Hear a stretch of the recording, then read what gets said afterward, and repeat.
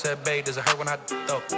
Certified freak, hang around dust and she learning my lingo. Back then, wasn't worried about advice from people that never could stare at reflections. Somewhere in there is a lesson. Y'all ain't involving, it's very depressing. I'm at the club with the basketball team. Me and the Cardinals are sharing a section. Gotta cherish the present. I'm drinking water and wearing protection. Got a career and I'm very invested. Some people call it a scary obsession. I like to call it a passion. I can be sitting relaxing. PG, we getting some traction. I'm at the venue, it's packed in. I'm digging her accent. I got a BB Simon belt on me and she tryna get it unfastened. That's my type of distraction. That's my type of she Latin. Got my own flow and I'm about to get a patent. Brand new sheets for the bed they satin. Y'all wasn't tuned in back then. My swag they keep jacking. I ain't doing no verse, quit asking. What's poppin'? Brand new whip, just hopped in. I got options. I can pass that like Stockton. Just joshing. I'm spending this holiday locked in. My body got rid of them toxins. Sports in the top 10.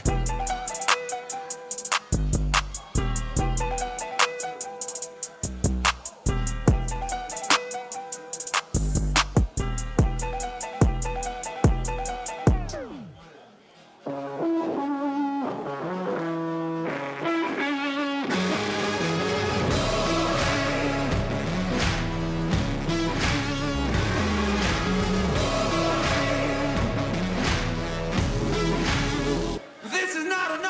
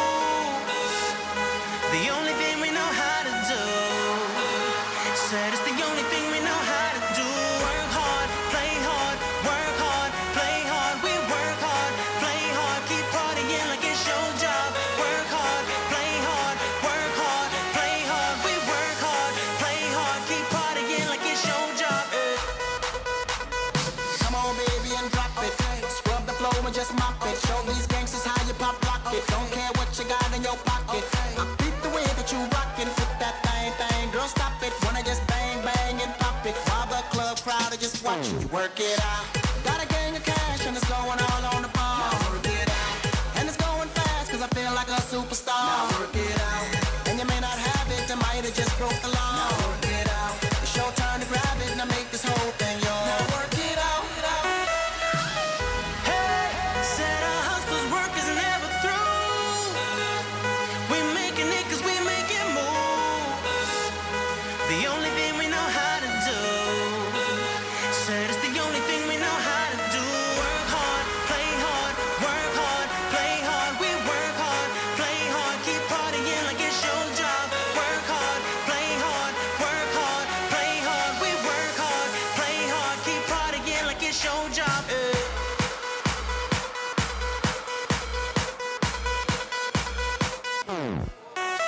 Some fresh to death looking plush. Ladies can't get enough. Got my fitness on looking buff. And all my people with my trust. Holding down for my city. If they're asking you, I'm not guilty. Only thing that I'm guilty of is making you rock with me. Work it out. Got a gang of cash and it's going all on the ball. Work it out. And it's going fast cause I feel like a superstar. Work it out.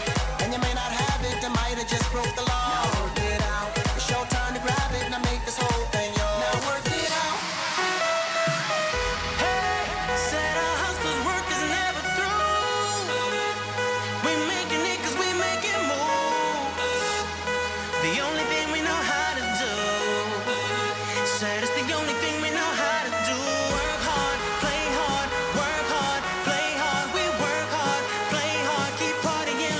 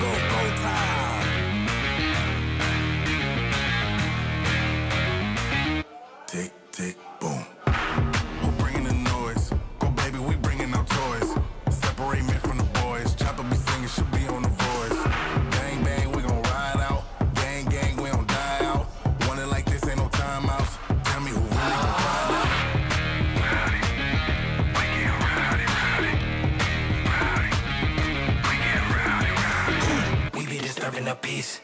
Working, we serving the streets. About to go hit, going beast. Bang, bang, leave you sleep.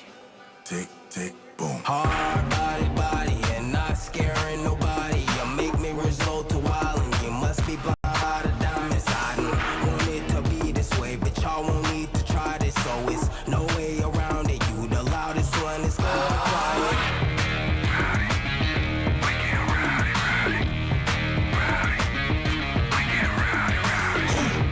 Serving a piece, working, we serving the streets. About to go hit, going beast. Bang, bang, leave you sleep.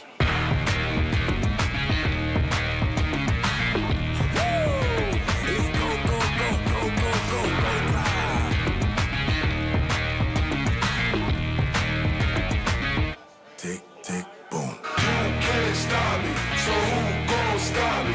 You can't stop me, so who gon' stop me? You can't stop me, so who gon' stop me?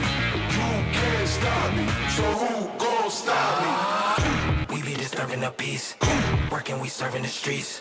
About to go hit, going beast. Bang, bang, leave you sleep.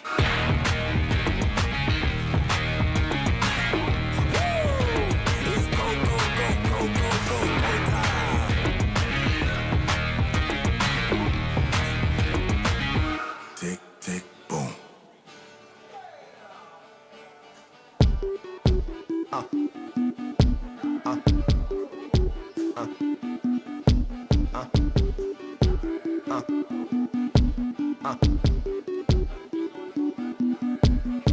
Day and night, I toss and turn, I keep stressing my mind. I look for peace, but see I don't attain what I need for keeps this silly game we play. Now look at this, madness, the magnet keeps attracting me. I try to run, but see I'm not that fast. I think I'm first, but surely finish last. Cause day and night, the lonely stoner seems to free his mind at night. He's all alone through the day and night. The lonely loner seems to free his mind at night. At night. Day and night, the lonely stoner seems to free his mind at night. He's all alone, some things will never change. The lonely loner seems to free his mind at night. At night. Hold the phone. The lonely stoner, Mr. Solo Dolo. He's on the move, can't seem to shake the shade. Within his dreams, he sees the life he made. The pain is deep. A silent sleeper, you won't hear a peep. The girl he wants don't seem to want him to. It seems the feelings that she had her through. Cause day and night, the lonely stoner seems to free his mind at night. He's all alone through the day and night. The lonely loner seems to free his mind at night. At night. Day and night, the lonely stoner seems to free his mind at night. He's all alone, some things will never change. The lonely loner seems to free his mind at night. At night. Slow-mo, when the tempo slows up and creates that new. He seems alive though he is feeling blue. The sun is shining, man, he's super cool. The lonely nights, they fade away, he slips into his white Nikes. He smokes a clip and then he's on the way. To free his mind and search her, to free his mind and search her, to free his mind and search her. Day and night, the lonely stoner seems to free his mind at night. He's all alone through the day and night. The lonely loner seems to free his mind at night. At night. Day and night, the lonely stoner seems to free his mind at night. He's all alone, some things will never change. The lonely loner seems to free his mind at night. At night. At night.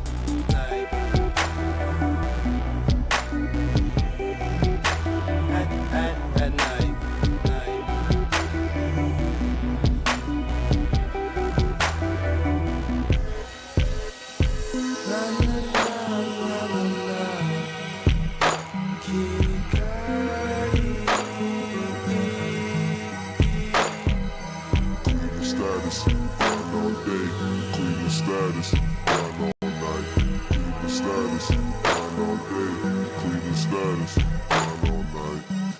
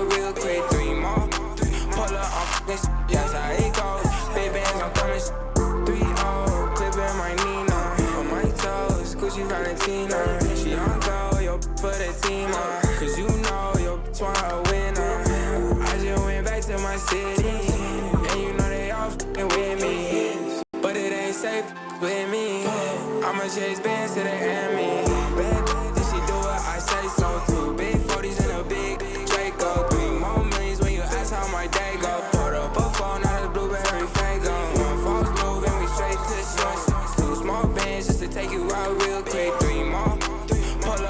this, yes, how it goes. Big bands, I'm coming straight, one bad bitch. If she do it, I say so too. Big 40s and a big Draco. 3 more millions when you ask how my day go. Put up a phone, not a blueberry Fago. One false move and we straight to the source. 2 small bands just to take you out real quick. 3 more, pull up off this, yes, how it goes. Big bands, I'm coming straight.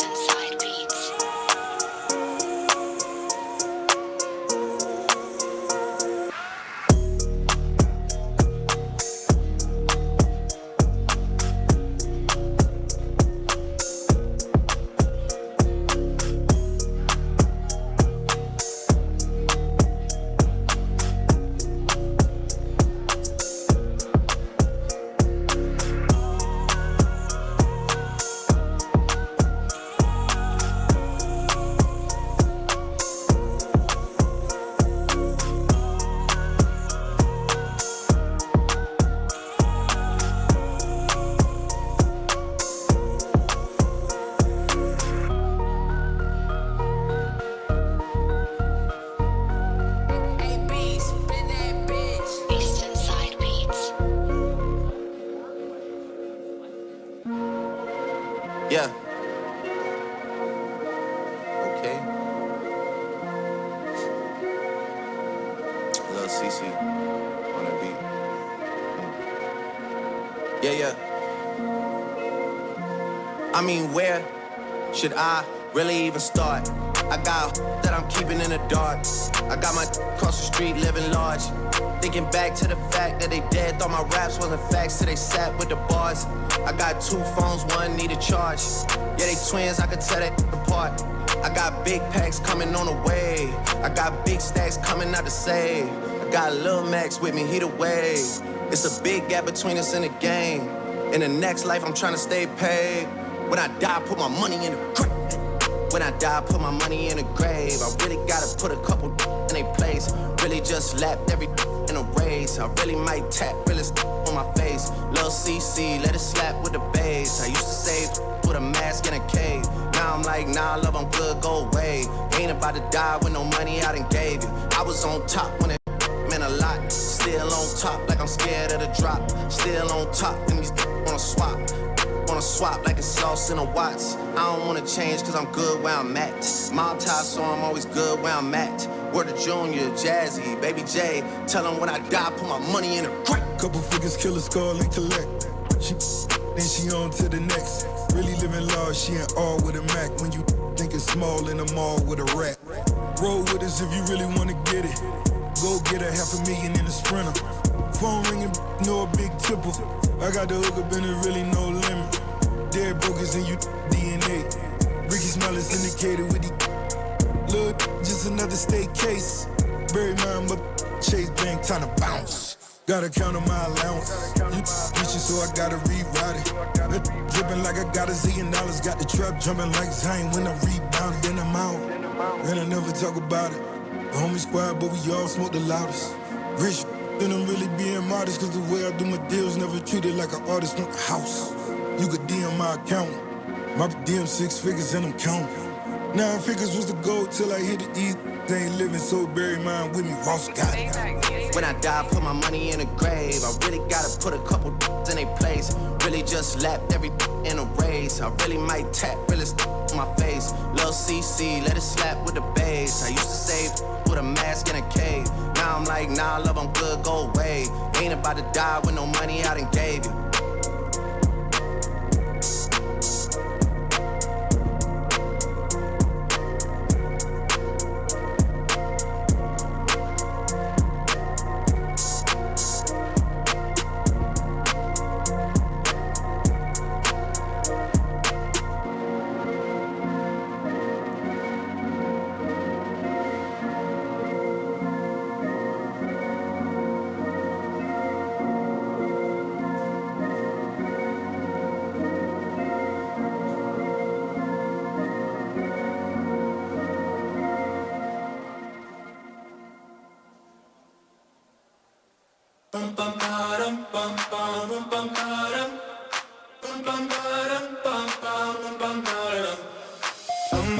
Oh my God, these feelings just begun. I'm saying things I've never said, doing things I've never done. Oh my God, when I see you I shoot it right. But I'm frozen in motion and my head tells me to stop. Tells me to stop. Feelings I feel about us. Try to fight it, but it's never enough. My heart is hurting, it's more than a crush. Cause I'm frozen in motion and my head tells me to stop. But my heart goes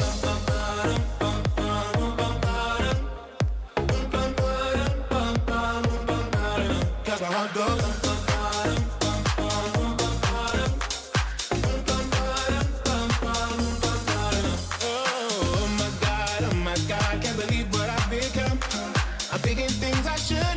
Singing songs I've never sung.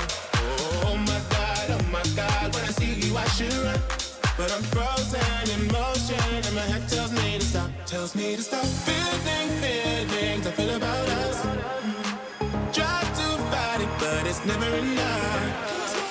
My heart is hurting, it's more than a crush. Cause I'm frozen in motion and my head tells me to stop. But my heart goes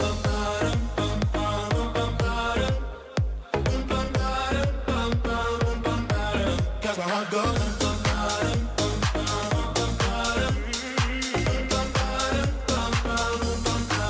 But my heart goes.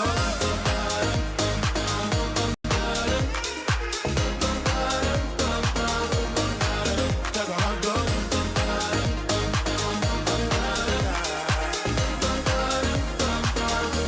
My head and my heart.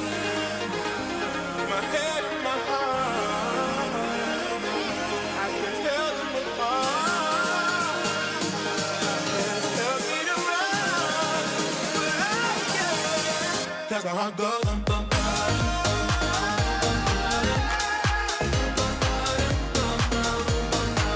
Cause my heart goes.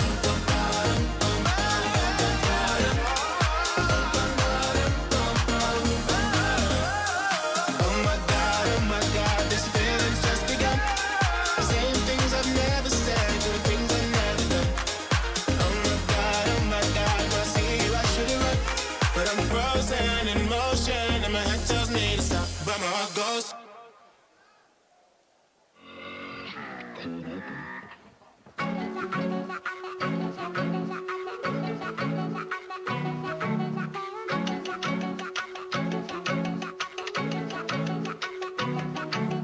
Traveling in packs so I can't carry anymore. waiting for somebody else to carry me. There's nothing that's there for me at my door. All the people I know aren't who they used to be. And if I try to change my life one more day, there would be nobody else to save. And I can't change into a person I don't wanna be. So, oh, it's Saturday night. Yeah. A break for the wicked on the weekend. Mama, can I get another amen? Oh, it's Saturday night. Swear to God, I ain't never gonna repent. Mama, can I get another amen? Oh, it's Saturday night. Yeah.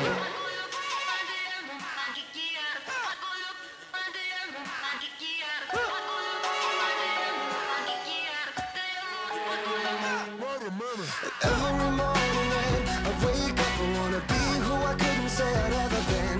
But it's so much more than I ever was. If every night I go to sleep knowing that I give everything that I had to give, then it's all I could have asked for. I've been standing up beside everything I've ever said, but oh, it's Saturday night. I pray for the wicked on the weekend. Mama, can I get another amen?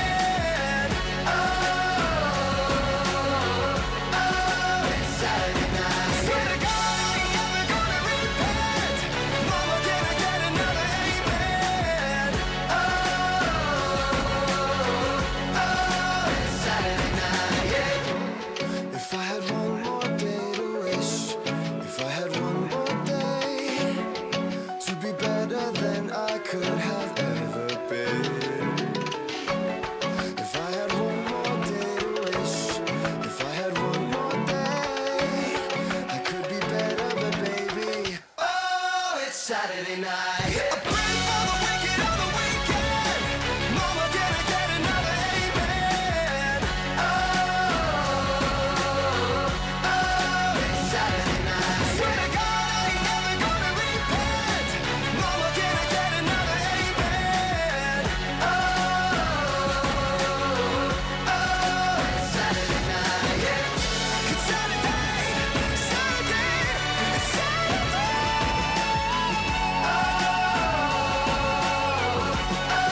It's Saturday night, yeah. It's ready to go, it's ready to go, it's ready to go. It's Saturday night, yeah.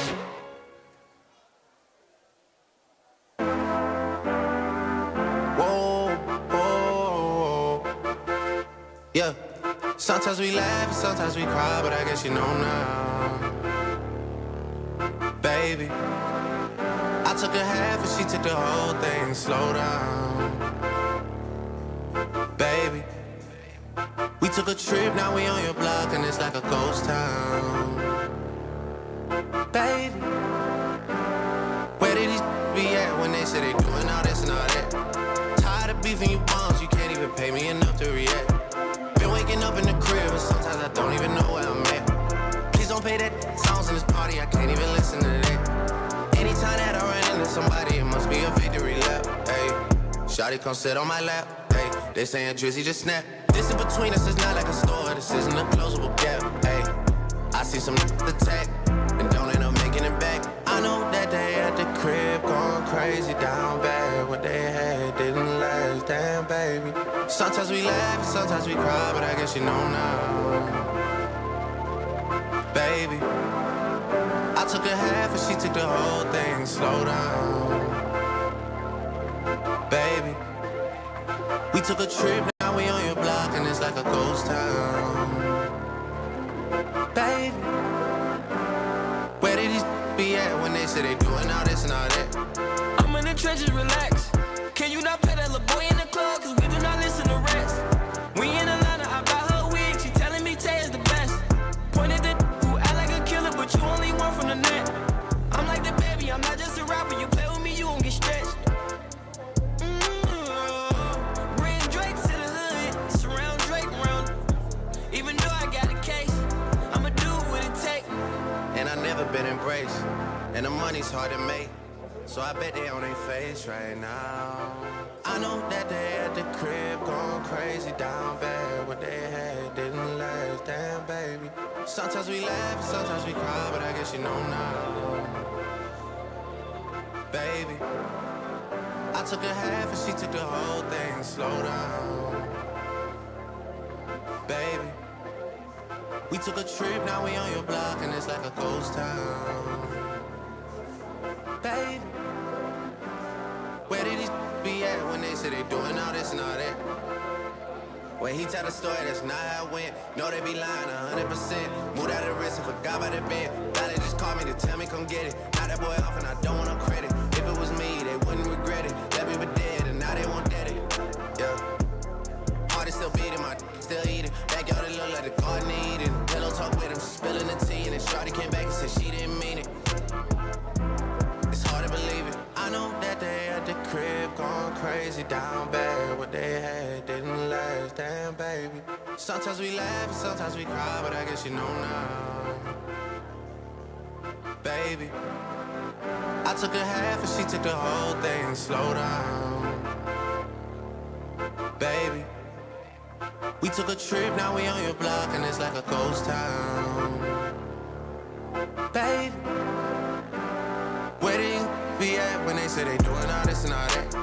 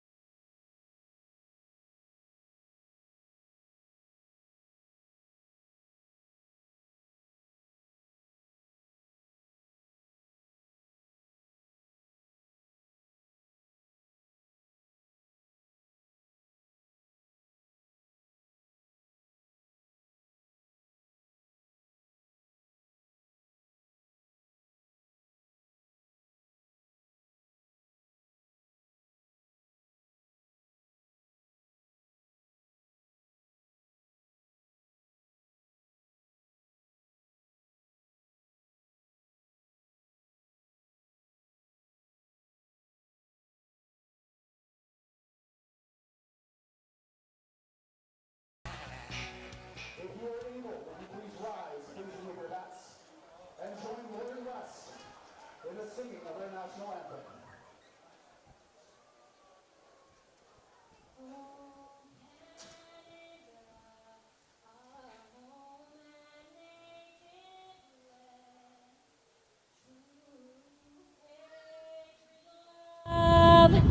In all of us come with flowing hearts we see right the true north and free from far and wide. Oh, Canada, we stand on guard for thee. God keep our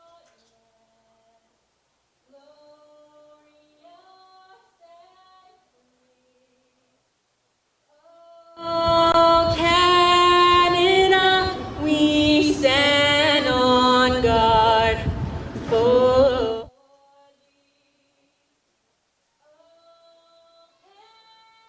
Canada, we stand on guard for.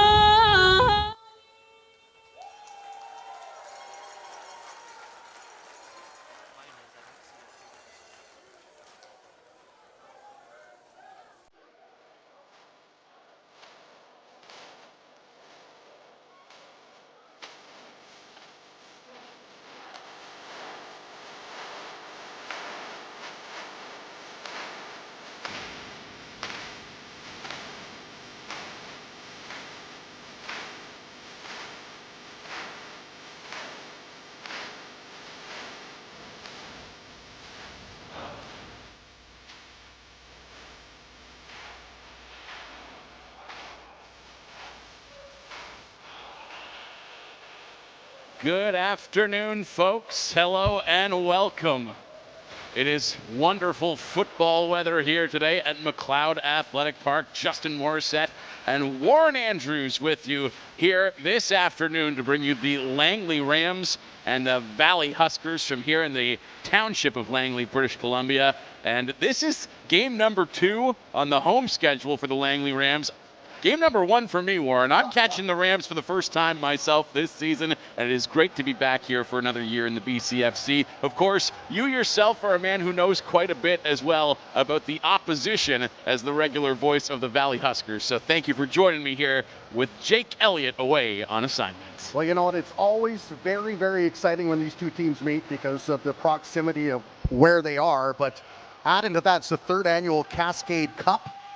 Coming into the 2022 season, the Huskers have never beaten the Rams, and then they've won the last 2 Cascade Cups, the Huskers have. So the Rams, on their home turf, want to get that first Cascade Cup on Family Day, and lots of talent on both sides of the roster. Certainly, and this is a pair of teams that I've been in this league for a good many years now, Warren. I think this is year number 7 or 8 possibly for me. Same with me. And this is two teams that geographically you'd think would be a more heated rivalry than we've seen over the years, if only because there has been a disparity in quality, let's say, between these two franchises. But that is a gap that has tightened significantly. I feel like the Huskers took a significant step last season, and they're coming into this game 2-2. This is not a team that 3-1 Rams can necessarily afford to take like they may have over the course of the last decade.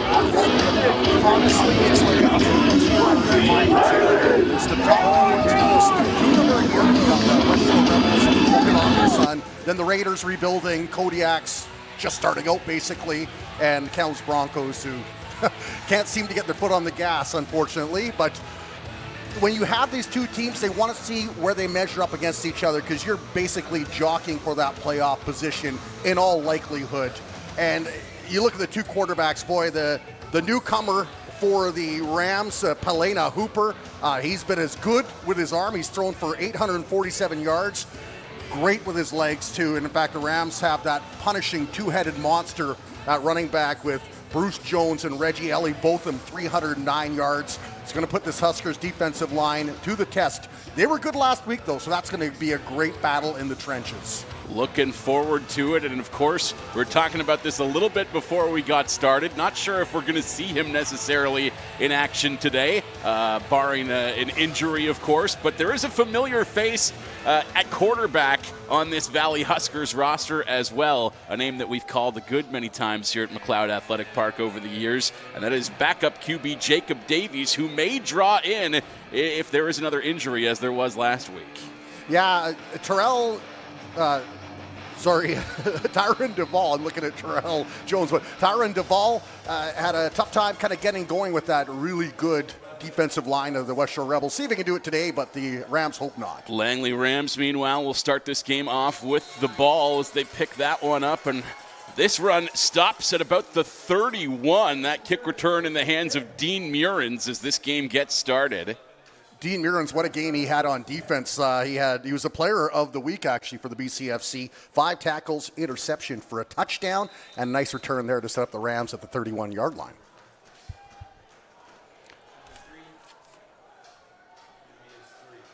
Polena Hooper to take the snap. He's got receivers in motion, and that handoff was a little bit too hot to handle, unfortunately. We got a loose ball in the backfield, and it looks like the Huskers believe they've taken possession. We'll see if that ball is live. The referees say indeed it was. Not the start the Langley Rams wanted, and you knew they wanted to establish the game early on the ground. The handoff into the hands of number 8, Gob Dang, newest member of the team, comes from the University of Calgary after a couple of years there, but kind of bobbled it, and Valley Huskers said thank you very much, and they've got the ball in a pretty dangerous position here early in the first quarter. Absolutely prime field position here. 1st and 10 from the 25, and that's the Rams' 25-yard line, as we've got somebody in motion when they weren't supposed to be. It's going to be procedure against the Valley Huskers. That's why they blew it down right away. Illegal procedure on the offense. Should walk this ball back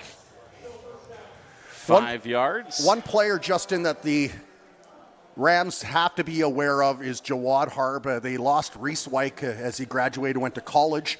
This guy has been sensational. 2nd in the league in rushing behind Ilya Noah of the Okanagan Sun. 408 yards. He's a big, strong back. They've got to really contain him.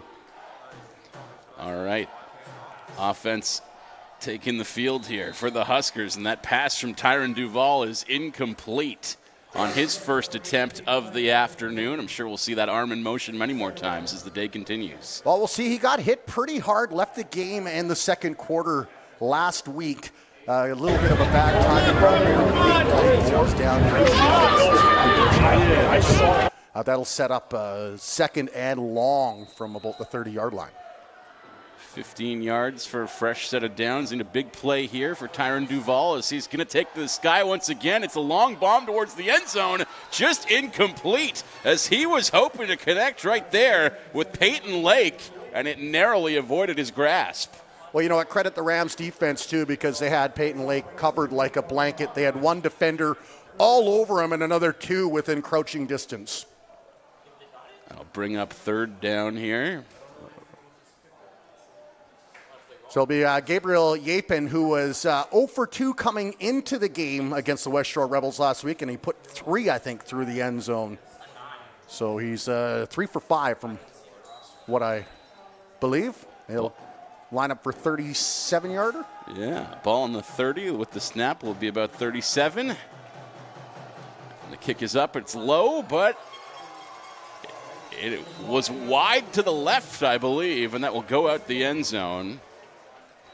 Rodriguez, who was the holder, kind of looked at him and said, my bad, and it didn't feel like he had the hold where he wanted it to be. Good, strong kick for Yapin out of the Winnipeg High School program.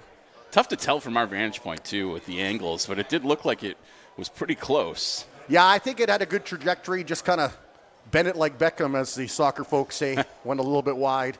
It's a good field position for the Rams to take over here. Back to where they started. Yeah, really.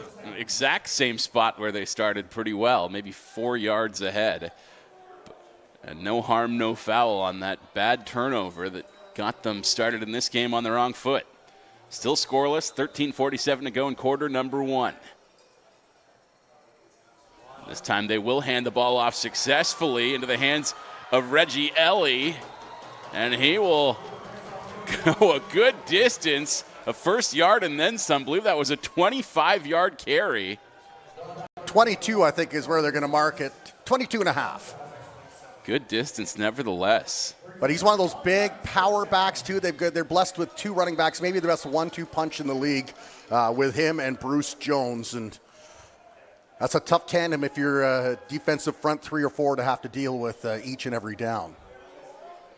We'll see if they go to the sky this time. Polina Hooper has yet to test his throwing arm so far today. Go for a run up the gut in the hands of Reggie Ellie yet again, and I'm not sure how many yards that picked up, maybe 3.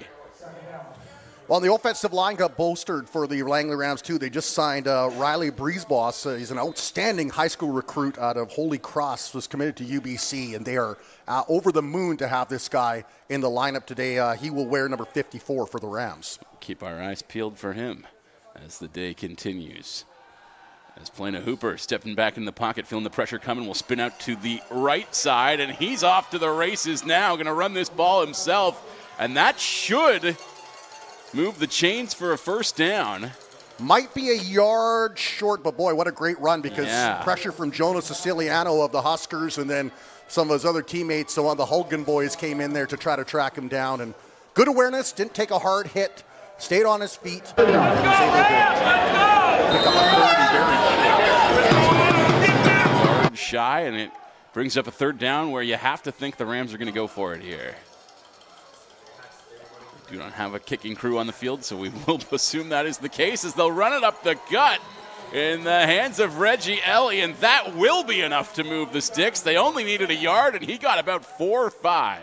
Well, when you got a freight train like number 1 there coming right up the middle and a good offensive line to pry open that hole, great block there, just kind of sealed off the edges and allowed him to basically fall ahead. And when he's as big as he is, it's easy to pick up 3 or 4 yards. So tough start to the day for this Langley Rams offense, but they've been clicking here on drive number 2 after the first drive of the day failed to get started. Try to continue it up the middle in the hands of Reggie Ellie, but he is wrapped up right quick and brought down after maybe a 2-yard pickup. Well, you know what? A combination of good penetration by the D-line of the Huskers, and then the running back also ran into number 77, Connor Burns, his teammate, and kind of fell into his backside and couldn't go any further. This offensive drive continues. Feeling the pressure is Polina Hooper. This time he'll spin out to the left side and put that ball in the air. His first pass of the day is complete. That one hauled in by number 7, Kay Ronsley.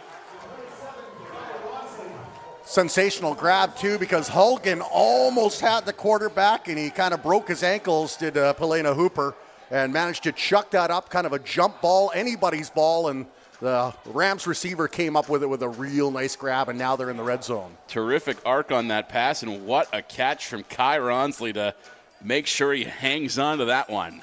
As we're back in action here, Rams trying towards the end zone will be stopped up just shy. A run up the middle that is halted at about the 4-yard line, and this offense has all the momentum on its side right now. Well, the D-line of the Huskers have been pretty good all year. In fact, I think they've got about 6 sacks already this year. So you're going to have to earn the yards if you want it. I'm sure the Rams have some big boys up front, though, that do want it.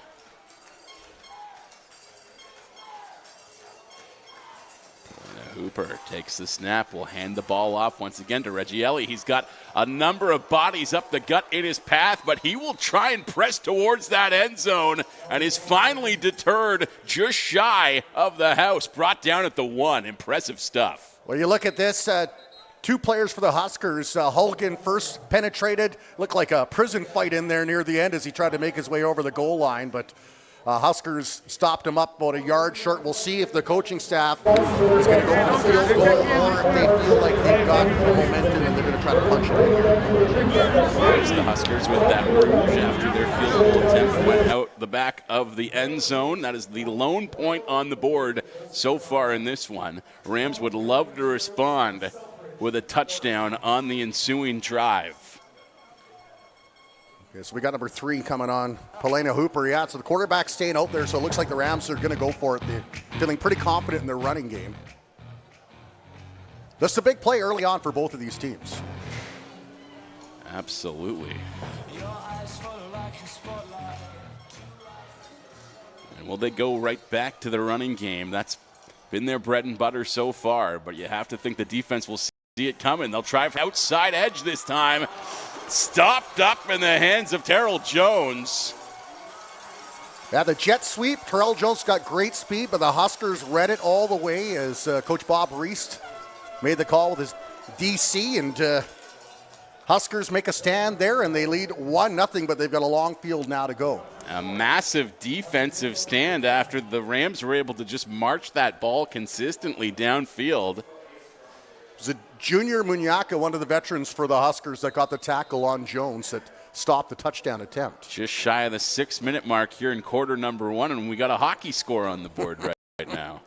Speaking of hockey, I saw the Langley Rivermen mascot here. It's family day at McLeod. As right now the Huskers offense trying to storm out from deep in their own zone and not having much luck on first down. Justin, this game's going to be won in the trenches. Both of these coaches love smash mouth football. They've got great backs to do it with. The weather, it was rainy early on, so the field could be a little bit slick. Prime running conditions for both teams. And that is the perfect ingredients for a kind of regional rivalry game like we were talking up a little bit in the pregame show, as that pass was nearly intercepted. Luke Rodriguez, who actually threw for 2 touchdowns last week as a receiver, played defensive back on that thing. Not sure what else the kid can't do, as it should have been an interception, but Rodriguez, the veteran receiver, nice job to break that up, as that one was looking like he was going to get it, and maybe if no one touched him, it was Keyshawn Beswick. Could have gone the other way. You're right. That is Luke Rodriguez immediately switching to a defensive mindset and trying to rip that ball loose. I think some of these receivers like that because, like, I get to hit you now. You've hit me all game. I get to hit you. Turn the tables, if just for a moment.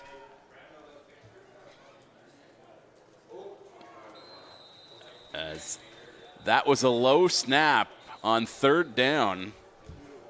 This goes Huskers forced to concede the safety. I think this goes back to last week. I think the long snapper got injured for the Huskers. All sorts of craziness last week with 2 blocked punts, too, after he went out. That can really play with you. That's a key guy you never think about till he's gone. And we did see some impressive stuff from the arm of Tyron Duvall on the first drive of this game. That pass towards the end zone. Just did not really look to the sky. And I guess when you're so deep in your own end, it is a bit dangerous, perhaps. You want to build some breathing room between yourself and your own end zone before you step back in the pocket and look skyward a little bit, I suppose. But well, Huskers have a lot of veteran receivers, probably about 4 that have played 2 years. And Duvall's got good timing with them, but he missed most of last week coming off the injury. Got a great arm, former baseball player, but the Rams have a really good front that'll put some pressure on him all day. This has been a defensive showdown so far, though. Both defenses faring very well in this game. Right now, however, it's the Langley Rams offense back in action as that ball run up the left side in the hands of Bruce Jones. He'll get one of his earliest carries here. I'm not sure if I've called his name so far today. No, I think they went with Ellie kind of on the first drive, and now they're resting him maybe and going to Bruce Jones. When you've got that, look at the great blocking here, though. Just sealed off, and Jones, the veteran back, ever so patient, waited for those holes, navigated through, and had a big gain there, and it's second and very short. That's the great thing about having a 2-headed monster sort of threat in the backfield like that is when you see Reggie Ellie just go on a tear, I have to think it lights a fire inside Bruce Jones. When he gets his opportunities, he wants to go out and do the same thing, and we saw another great run from him right there. It's going to get wiped out, though, unfortunately. I think there's an illegal block that came in, and a great play by the Rams running back may go for naught here.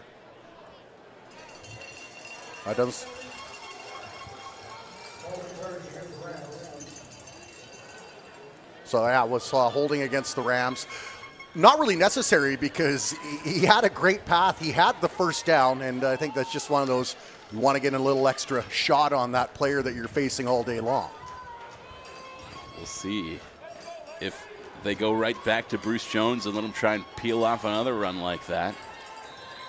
As he carried it 2 plays in a row and had great success. Will it be number 3 right here? No, they're looking skyward instead. In the hands of Polina Hooper. Pass down the left sideline, just incomplete as he could not quite connect with Terrell Jones. Yeah, nice route by Jones, he was wide open there. There wasn't a defensive back within 5 yards of him, just underthrown by Hooper, who's been very good this year, but he is a first-year quarterback, and sometimes you don't quite make those reads with the touch that you'd like. Still acclimating a little bit, let's say. It's amazing how many American quarterbacks are in the league this year, though. You've got the great quarterback out of Wyoming down in Nanaimo, and then Hooper here. And a pass that does connect this time, as that was Helena Hooper finding on the near sideline number 9, Isaiah Edwards. And he's been known to come up with some big, big grabs for this Rams team in recent years, including one right there. Nice throw by Hooper. He threw it to only where Edwards could get it, to the far side of his body. And then John Banal, who is number 2, I think, in the league in terms of tackles with 25, was the guy that brought him down. That'll move the sticks for a first down here. The Rams drive continues as Hooper this time with a pass in the backfield that finds Kai Ronsley. He is able to haul it in, but can't go very far. Yards after the catch, maybe 2, perhaps. And it's going to be a loss, in fact. He was brought down behind the line of scrimmage, 2nd and 11. Now Zayden Harker kind of just reached out and got a paw on him to take him down, because if he didn't, that's going for about 20, maybe 30 yards, if not more. There's nobody in front of him on that far sideline. 2nd and long here. Helena Hooper set to take the snap. Look for a pass down the middle, and that one was nearly intercepted as well. Again, great defensive coverage from both teams today, making things difficult. This time for the Huskers, that was number 5, Raiden Maston, able to knock that ball out of the air. He had a pair of interceptions last week, and the West Shore Rebels didn't throw there very much for that reason. This guy's got a motor. He's much like Curtis Flynn, who was a star player for them last year on defense. He's kind of assumed that mantle, and so decent throw by Hooper, but just a great read by the Huskers defense. And for the first time, the Rams kicking team will take the field here today as Langley set to kick this one away.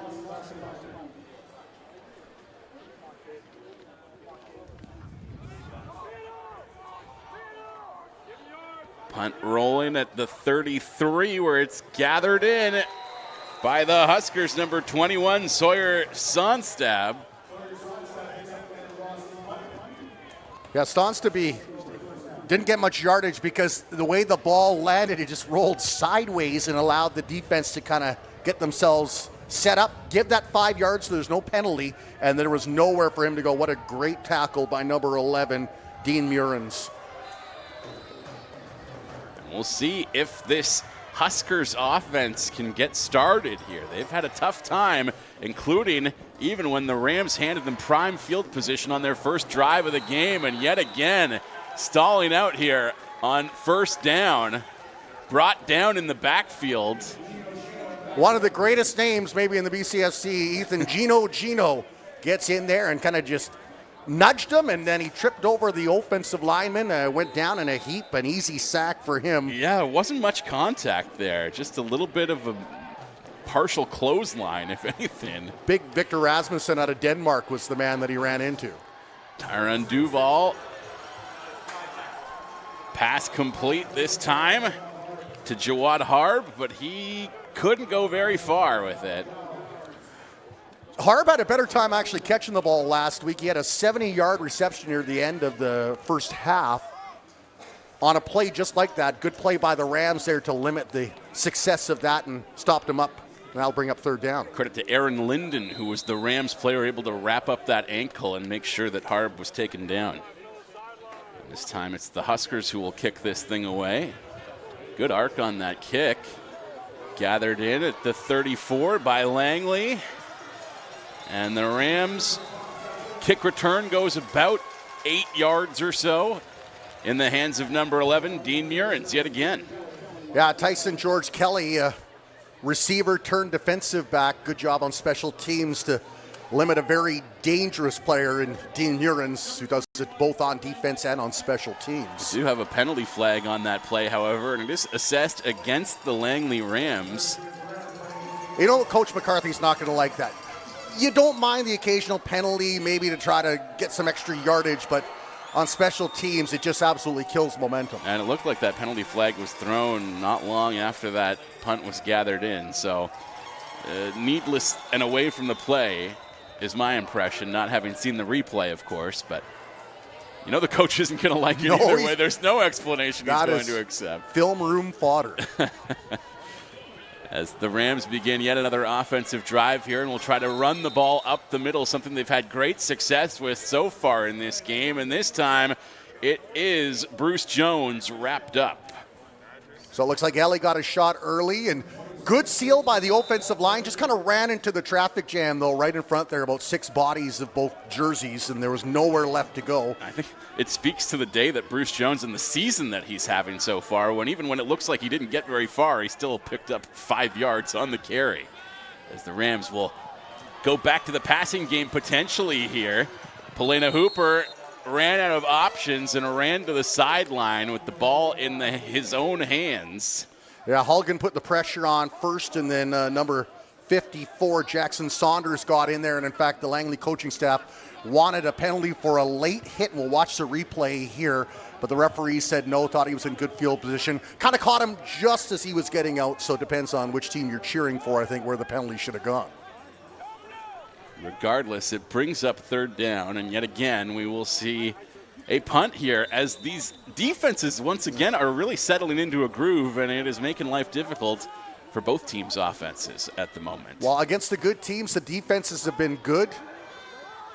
For both of these squads, it's tough to get the offenses going as Rodriguez kind of snares it, but he had nowhere to go as soon as he had caught it down deep. And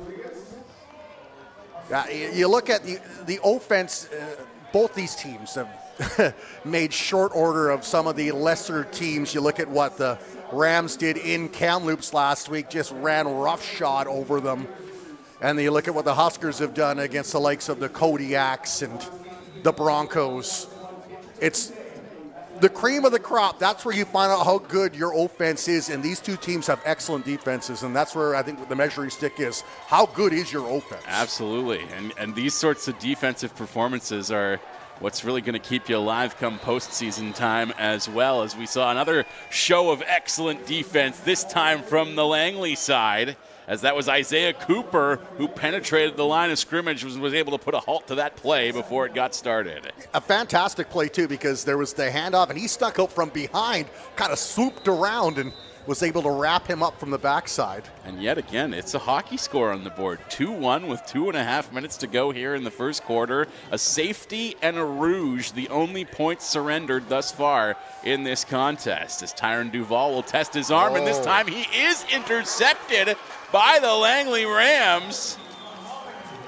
Harvey Muhammad, number 15, with a huge grab. And a turnover gives Langley some of their better field position of the day, at least since drive number 2, when they marched it all the way down to the 1-yard line. Duvall had a pick last week, and he's got one here. That's just a nice read, though, as he kind of jumped the route. Was thrown right in that section, looking for the receiver. Good read by the Rams defensive player.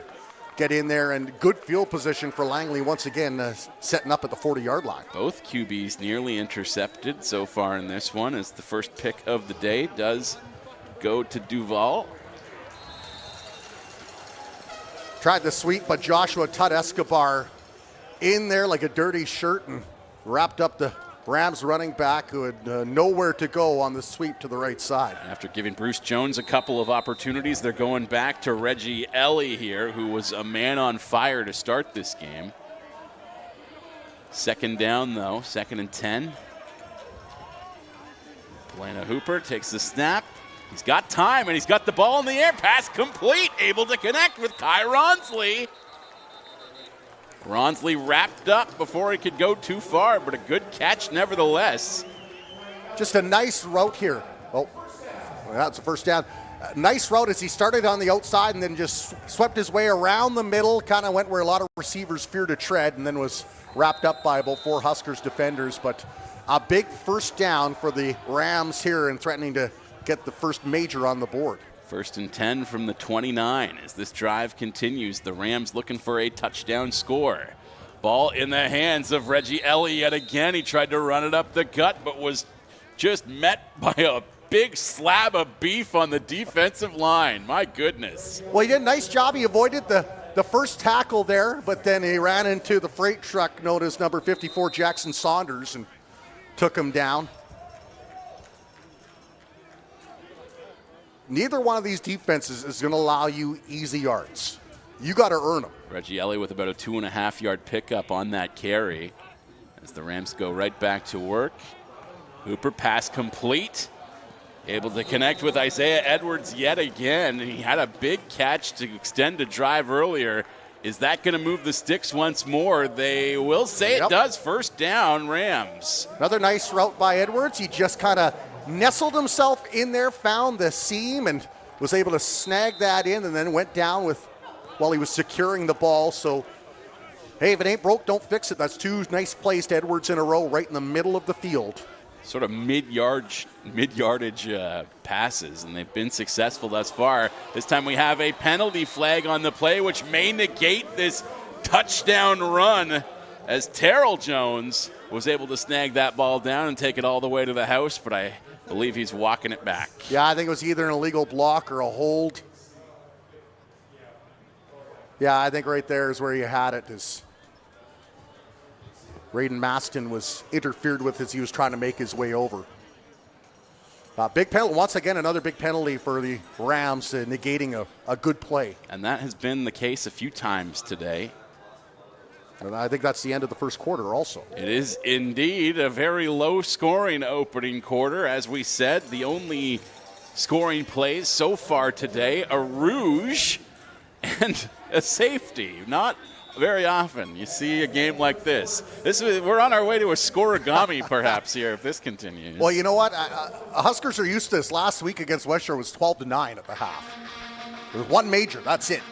Whereas the Rams have been piling up the yards against the lesser folks. So this is where you test yourself, though. You want that smash mouth playoff type football, and a game like this gives you that, and it's kind of an early measuring stick to see how am I when the chips are down and when it really, really matters. And you got a cup you want to raise at the end of the game too, Justin. Absolutely, yes. As they try to stoke the flames of this regional rivalry between these teams. There is something on the line here today, some good bragging rights. Well, I believe the first one was played, not a neutral site, but they played it at Exhibition Park, not where the Huskers or Rams normally play, in Abbotsford. That was the first one raised, and I believe last year it was in Exhibition Field in Chilliwack. So the third one, maybe third time's the charge. Only makes sense, yeah, that we bring it to Langley here today. And they got Crazy P, who of course is the ultimate cheerleader for the BC Lions, in here trying to fire up the crowd, and a good-sized crowd, Justin. It really is, yeah. I was a little bit concerned considering the weather today was not expected to be particularly good, but this is a beautiful day for football right now, and the Rams, still looking for their first touchdown of this contest, are going to have to keep looking for it, but a good pickup nevertheless. Isaiah Edwards, his third big catch of this drive. He has just continued to be more open than 7-11, finds another great seam in there, and a nice tackle by Raiden Maston stopped him from getting to the end zone. Second down, 8 yards to a fresh set of downs, and not much further than that to the end zone. As Hooper will pass to the end zone, could not quite connect with Gob Deng, but not far off. Yeah, Deng, I tell you what, when he was at the University of Calgary, he was actually a Canada West All-Star. Had 29 receptions, 4 touchdowns, almost 600 yards. Good battle with him and Maston there in the end zone. Almost got the Ocho Cinco one-handed snare. Gob returning to the huddle, I'm sure, telling Polina Hooper, I heard you calling, but just could not quite pick up.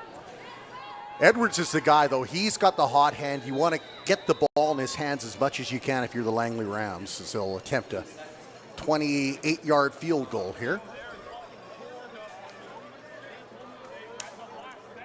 Sartak Desange with the kick, and it is good.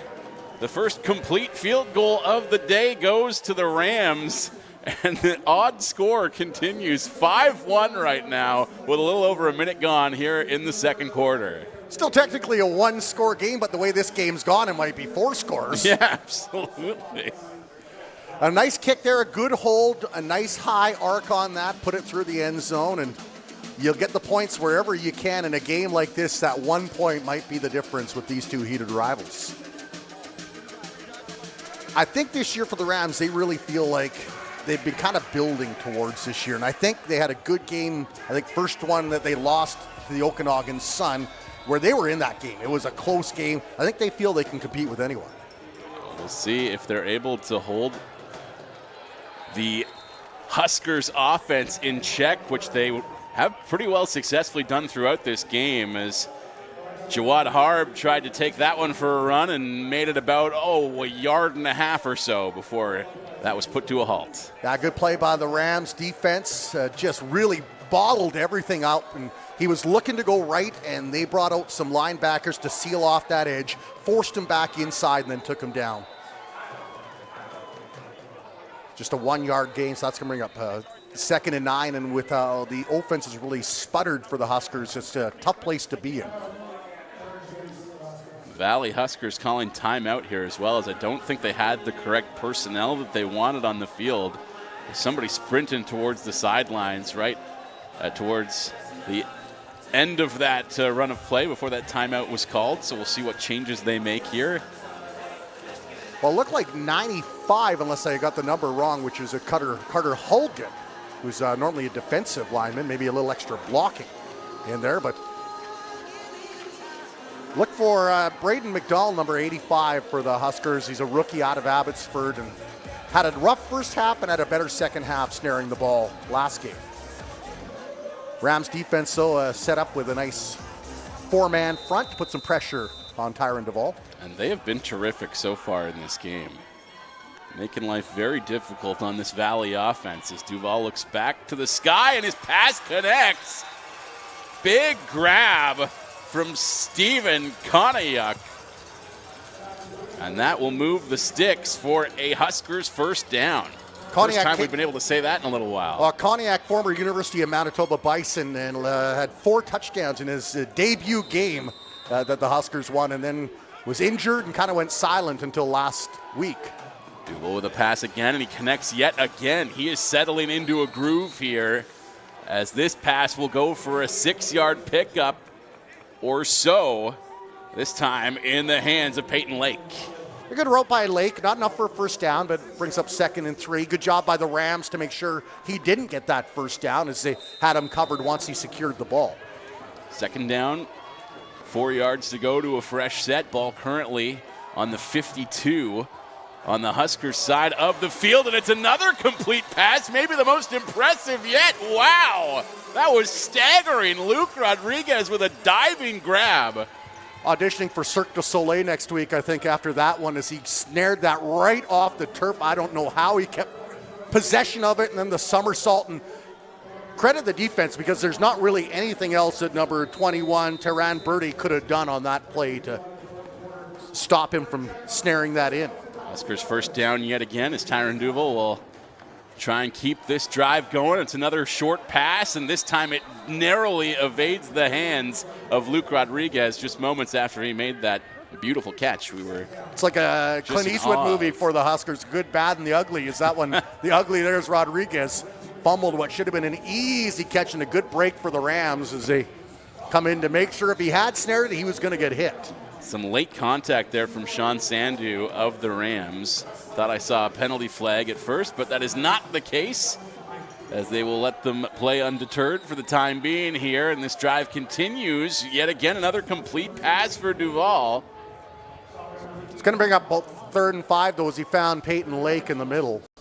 Third-year receiver out of Winnipeg for the Huskers. 3rd down, do they elect to go for it? They have the momentum on their side here, but they're trailing by 4 points, and a field goal will certainly make this game closer. I think that you're asking a lot of your young kicker, though, if your That's rookie true. kicker, You're if you want to go for a 50-yarder. Far left side as well at the moment. Another pass. Oh, my. That one looked like it was right in the hands of Luke Rodriguez, but he simply could not hang on to it. Yeah, Duvall with a nice job, put that to where only Rodriguez could get it, but he couldn't snare that once again. Rams with a good job on the defensive front of really putting on the pressure, limiting the time and space that Duvall had to make that read. And it's a turnover on downs here as the Langley offense will retake the field. Picked up a field goal on their last timeout. Still looking for the first touchdown of the game for either side. 5-1 with a little under 11 minutes to go in the opening half. Rams defense have allowed 7 points in the last 5 quarters. It's pretty good. That's not bad. I'd say they're rolling at the moment. As speaking of rolling, this guy is on fire today. Isaiah Edwards with yet another massive catch for the Langley offense. When you've got a veteran receiver that's feeling it, you've got to get the ball in his hands. He's shown he can secure it, and he makes sure he goes down with that ball in his hands. And boy, he has just been gold for Palena Hooper and the Rams so far today.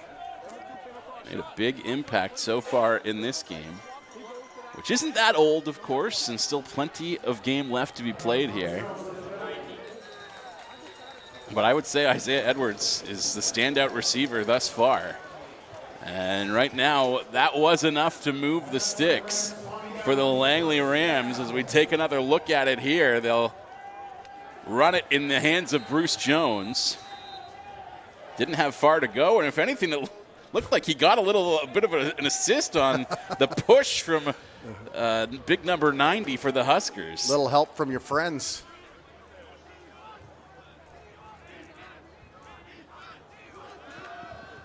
Hooper now looking skyward. Pass right down the middle. A big strike. Off to the races. Touchdown, Gob Dang. Little redemption for Dang, who bobbled the first touch he had of the game and gave the Huskers that 1-point lead, and then was denied a touchdown in the end zone, but found himself wide open in the flat. Just a great route. There was nobody about 20 yards near him. Palena Hooper. Another look here, yeah. Great throw about the 42-yard line, and Dang did all the rest. He's got elite speed, as Coach McCarthy said, and yeah, he was off to the races. No one was going to catch him. And that's a big major for the Langley Rams here in a low-scoring game. As the extra point is up, we have a flag on the play on that one. Could be a little early movement, and maybe they'll move it back.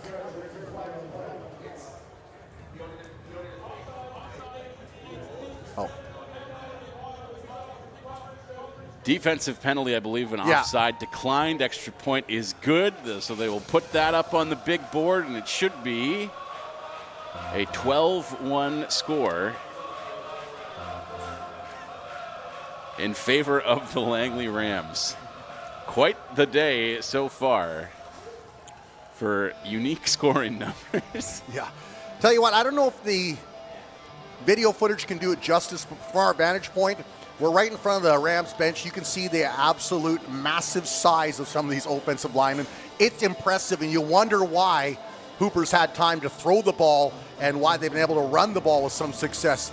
And it is some absolutely large players, like number 67. I just saw him in front of me there. Vander Dillon, my goodness, he's as wide as he is tall, I think. Love the camaraderie on that touchdown as well. Everybody mobbing the end zone trying to celebrate with Gob Dang. First to the party, of course, Terrell Jones. As we take another look at that celebration there, and we get right back to this game as the Rams will kick this one away. This is a big down coming up as a little pooch kick, trying to maybe limit the return. Bounces to about the 13. And the Huskers having a hard time taking it much further, though we do have a flag on the field right here.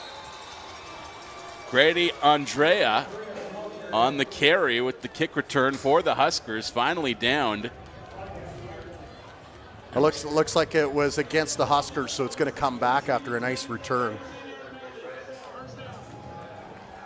Andrea was the special teams player of the week for the BCFC. He had 6 returns for 157 yards, so he's showing he can pick up some yards if he gets the ball in his hands.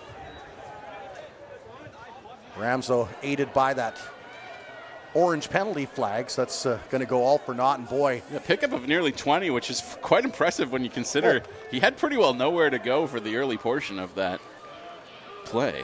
that was maybe one good block and the rest all him. Yeah.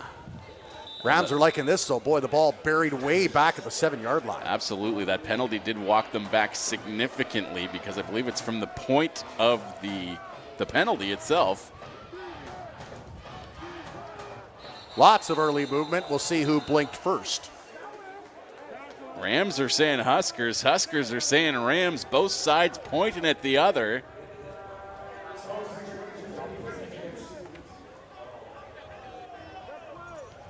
And it will go against Langley. Yeah, if that was the DMZ in Korea, we'd have a war already. Everybody encroached on each other. Everyone pointing fingers.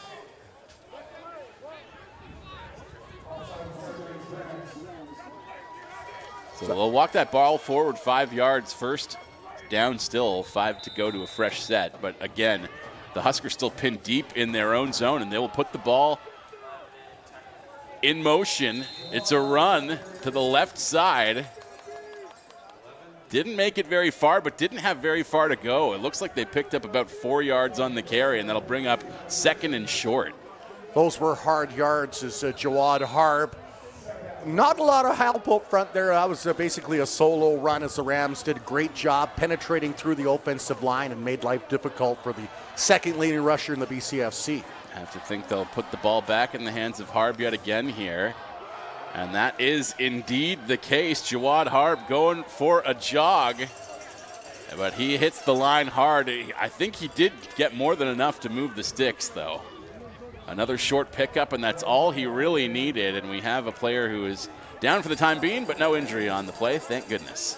Yeah, Harb, one of those stories, kind of bided his time the last 2 years in Valley. Watched Reese Wyke become an all-star for the Huskers. And this year the ball is his, and he's trying to do his best. But this Rams defense is not making it easy on him. Tyron Duval takes the snap, steps back. Spins out of the pocket to the left side, has pressure coming, gets the ball away, but he was just throwing the garbage, had to get that one out of a dangerous spot. Harmlessly out of bounds, incomplete. Just a 3-man front for the Rams, but it was enough to apply pressure on Duval and shake him out of the pocket. And by the time the receiver made the break, the ball was already released and a little bit short. I'm not sure which mascot. Yeah, I'm not sure. I haven't seen those Cowboys Is before. there a rodeo in Langley we're not sure of?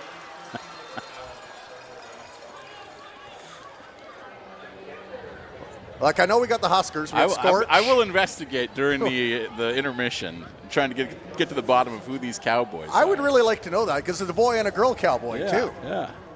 You like the DEI, like the representation, the women and the men there equal. It's good. As this drive continues for the Huskers, 3rd down.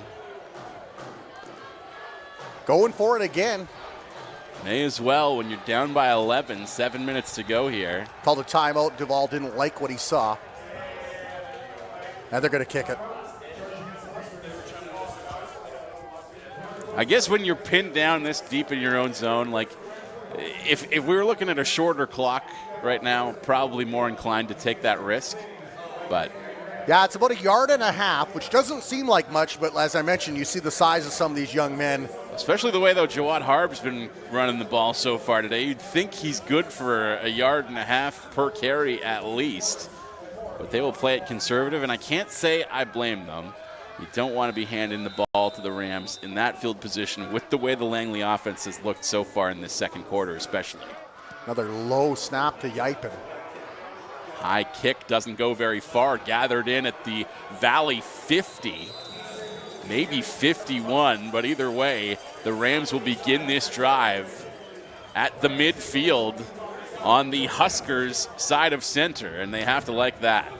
I think the Rams coaching staff thought it should have been no yards, encroaching on the player because it was so high, waited forever to come back down. Nonetheless, still great field position. Again, they're inside Valley territory at the 47-yard line. Plana Hooper is really settling into a groove as this game continues.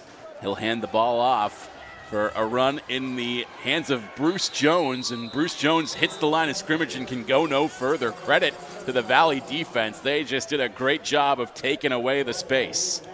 Boy, it is hard-nosed football, but it's more on the defensive side for the hard-nosed because they are doing a great job on both sides of getting past the offensive line and just limiting what these running backs can do in close quarters. Braden Maston key to that last stop for the Huskers, though it was a group effort. Really 5 or 6 guys combining to make life difficult for Bruce Jones. Elena Hooper. Pass down the middle and nearly intercepted this time. He was looking for Kai Ronsley, and there were a number of white jerseys in the mix as we take another look on the replay. Now, Hooper didn't like it. His first check wasn't there, and then kind of overthrew and was very, very fortunate as Tyson George Kelly had it in his mitts and then ran into his own teammate and dropped the ball. That'll bring up 3rd down here as they... I think they just want to try to pin the Huskers really deep once again, keep this battle of field position going. They are going to punt this one.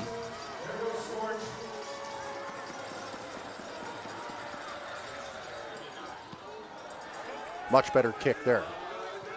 All the way down to the 13. Down to about the 20. Sonstaby caught it. Not sure if that is going to be a no yards. He caught it in the air. Didn't have a lot of yards after he caught it. Pickup of about 8 or 9. But again, as you said, didn't have very many options. Now they're going to bring it back again. It's absolutely been a boon for this Rams special teams unit as they force the Huskers back into the shadow of the goal line. Taking another penalty, the Huskers special teams unit.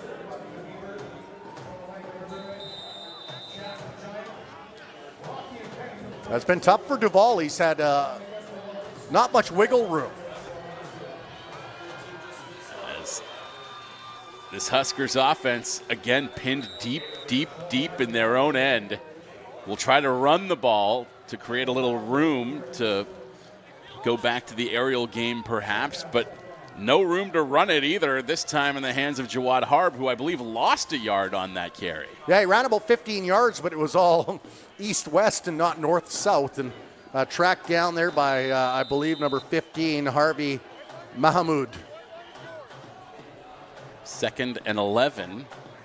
Ball on the 10 in the Valley end. Long pass connects. This time Luke Rodriguez made sure he had the ball, so big first down for the Valley Huskers, and Rams now will have to figure out a different scheme to get to Tyron Duvall as he's had a little more time to make those reads the last few plays. Well, we were talking glowingly about Isaiah Edwards for the Rams, and on the other side of the ball, or at least in the Valley offense mix, it's been Luke Rodriguez making very impressive plays throughout this game so far. Youngster Colby Johnson picks up probably about 5, maybe 6 on the play there, and Rodriguez has actually thrown for more touchdowns than he's received this year. He's got, I think, 1 receiving touchdown, and he's thrown for 2. Having one heck of an afternoon here. Playing defensive back. Yeah. Somersaults. He's had to do a few things. 4:30 to go in this opening half as the Huskers looking to find the end zone for the first time today. Nearly on the other side of center here as this drive continues to roll. And you have to give credit to the throwing arm of Tyron Duvall. He is really trying to fight back into this game. Maybe the closest thing to a Tua Tagovailoa in the BCFC in terms of if he gets those passes off quick, he's very effective. If you make him wait and roll out, much less effective as the flag flies. Duvall with another pass, able to connect this time with Dag Morea. This one's going to come back, I think, though. Dag Morea. 2 touchdowns last week in the loss, and I think there was an illegal block or maybe an offside ahead of time, Justin. And the Rams know a thing or two about penalty flags negating strong plays so far in this game. So 2 penalties. Actually, it looks like it was against the Rams.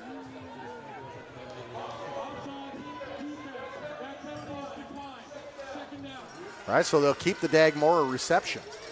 Interesting. Offside on the defense. Declined penalty will bring up 2nd and short. After that Dagmora grab picked up 9.5. Now, if you're the quarterback, you basically just got to fall ahead. But he's in the shotgun, actually, right now. Oh, no, he's under center. Stepping forward is Tyron Duval. No, they've gone with 25. Oh, yeah. That's Mason Massey. He's a backup running back to Jawad Harb. The Wildcat. Yeah, stepped in at quarterback there as they only needed about a half a yard, and Mason Massey able to do it. Move the sticks for a fresh set. This Huskers drive continues. Really, the difference in this game has been Isaiah Edwards. Yeah. I mean, I know Dang had the touchdown, but it was all set up by some great receptions by Edwards when the Rams really needed it. Marching forward down the field in about 12-yard increments at a time was Isaiah Edwards on those passing plays. As they were looking for a long bomb there, Tyron Duval not quite able to connect, but he wasn't far off the target either as we take another look at it. You wonder, it looks like Peyton Lake kind of slowed up on his route, and that's the difference there is the Rams had 3 defenders all around. That's the only place that Duval could put that ball. And I think if he would have kept his stride going, he maybe catches that and maybe sees the end zone, but lots of maybes and ifs ain't going to happen this time. 2nd and 10 from the 45. Huskers showing some strong signs of life offensively on this drive, and that ball nearly picked off, bobbled in the air, but will hit the turf. Like a game of spike ball without the spike. Everyone got a little piece of it there. And C.J. Augustine for the Rams kicking himself after he was not able to hang on, but don't worry. Well, you'd have to have reflexes like a cat to get that one because the ball was going one way and then he had to twist around the other way. He was very disappointed in himself for about 5 seconds and then popped back to his feet and shook it off. I think when he sees the film maybe midweek, he'd be like, yeah, I would have needed to have been Gumby to pick that one up. A bit of a pinballer. That bend but don't break. Some big plays by the Huskers, but ball kicked away, Justin. Indeed. Another big defensive stop for the Langley Rams as they will try and turn the ball back the other way with less than 3 minutes to go here in the half. Langley going to start this drive from deep in their own zone as that kick return did make it back to the 20, but no further. And I believe that was in the hands of C.J. Augustine. Now, Augustine maybe a little indecisive, went one way, then went the other way, and went right into the heart of the special teams defense. And my mistake, that was actually number 11, Dean Murins, not number 10. And Murins has been really good, as we mentioned, on the defensive side and returning the ball. Hasn't had a lot of wiggle room, though, in this game. Helena Hooper, as we mentioned, started to settle into a groove, and Isaiah Edwards a big helping hand in that. But they'll start this drive with a running play. Huskers read that. They brought in, you'll see the back coming in on the left side. You'll see him coming in motion, and he was in the backfield right there. Penetrated in along with the defensive backs. It was number 7, John Banal, the linebacker. Thought that was Bruce Jones at first, but no, number 26, Jaden Sack with his first carry of the day. Really spreading the wealth around They are Coach indeed. McCarthy. It's a loss of 2 yards, however, will bring up 2nd and 12. Hooper now looking deep, aerial. And that one just evades the grasp of Terrell Jones. If he'd caught it, well, there was one man in the area, but I have a feeling he may have been off to the races. Nice run by Jones in the route, and he was wide open. I thought that was a good throw by Hooper. Once again, a receiver breaking the route just a little bit at the wrong time, half a second away from completing that play. So much goes into these long completions, Justin, as you know. That was Jose Borelli for the Huskers, the defensive player in the right position. As the Rams will kick this one away on 3rd and long, and that punt will drop just shy of the 55. I believe that was gathered in at the 54 in the Huskers side of center. And that return is stopped after a 4-yard gain. They'll go 1st and 10 from the Langley 52. 2 minutes and 15 seconds to go. That whole Langley drive took less than a minute off the clock, maybe 45 seconds. Yeah, and it was, caught well by Rodriguez, but great special teams play there by the Rams. Got in there. As soon as he caught it, there was a paw on him right away, taking him down. And the Huskers have had some moments where they've moved the ball, but this Rams defense that they have bent, but they have not broken, and they've held them to 1 point through almost 2 quarters. See if the Huskers can add a touchdown before the end of the half. 2 minutes and 12 seconds with which to work, but that was not the start to the drive that they were hoping for. An incomplete pass will bring up 2nd and 10. Yeah, tried to get the defense to bite on the handoff to Harp, and then a little timing play, but in and out of the paws of Koniak, just out of his reach. It's a big 2nd down here for the Huskers and this Rams defense. Tyron Duval puts receivers in motion, takes the snap, steps back. He's got pressure, will sneak out of the pocket and hang on to that ball himself. Brought down. And that may have been a tough landing. He is favoring his left arm in a bad way right now. Do not like to see that. If you're a Rams coach or fan, that is the last thing you want to see. He's a dynamic quarterback, but injuries have been his kryptonite, if you will, over the last couple of seasons since he's been in the league. Put him out last year, and this year he's been knocked out of, I think, 3 games. You hate to see that on either side when a talented player goes down. Not the biggest player. He did mention that he left last week's action late in the 2nd quarter as well. That was a feisty game. The Rebels actually had 2 players ejected on the hit on Davies out of bounds. And he really looked like he was settling into a groove, at least here in the 2nd quarter, starting to find a string of connections in the aerial game. Some good passing plays that looked like they were going to make things interesting here, and they still could. There's lots of football left to be played, but it looks like, for the time being, the Huskers might have to go the rest of this one without Tyron Duval. Well, last year the Huskers were lucky. They had Lucas Fever, who was just a sensational rookie, came in and picked up where Duval had left off. He's off to college now, University of Alberta. Last week, the 2 backup quarterbacks did not fare so well, combined a 7 for 23 in passing with a couple of interceptions. So this could be a big break for the Langley Rams if Duval is put out of the game for any length of time. I would likely bring Jacob Davies into the game at quarterback for the Huskers. And as we mentioned in the pregame show, Jacob Davies, no stranger to throwing the pigskin around here at McLeod Athletic Park, was a quarterback for the Rams for a few seasons. Did very well with his legs last week. Was only 4 of 16, though, throwing the ball, and a lot of those due to timing. Underthrowing players, putting up a little too high, just did not click with some wide open receivers at times. So maybe a week of practice, if the coaches thought this could happen, to get a couple of first-team reps in for him, could help out. But, and you know Davies would love that. He played here, 2 seasons, I think it was? I believe so, yeah. He was here last year as well.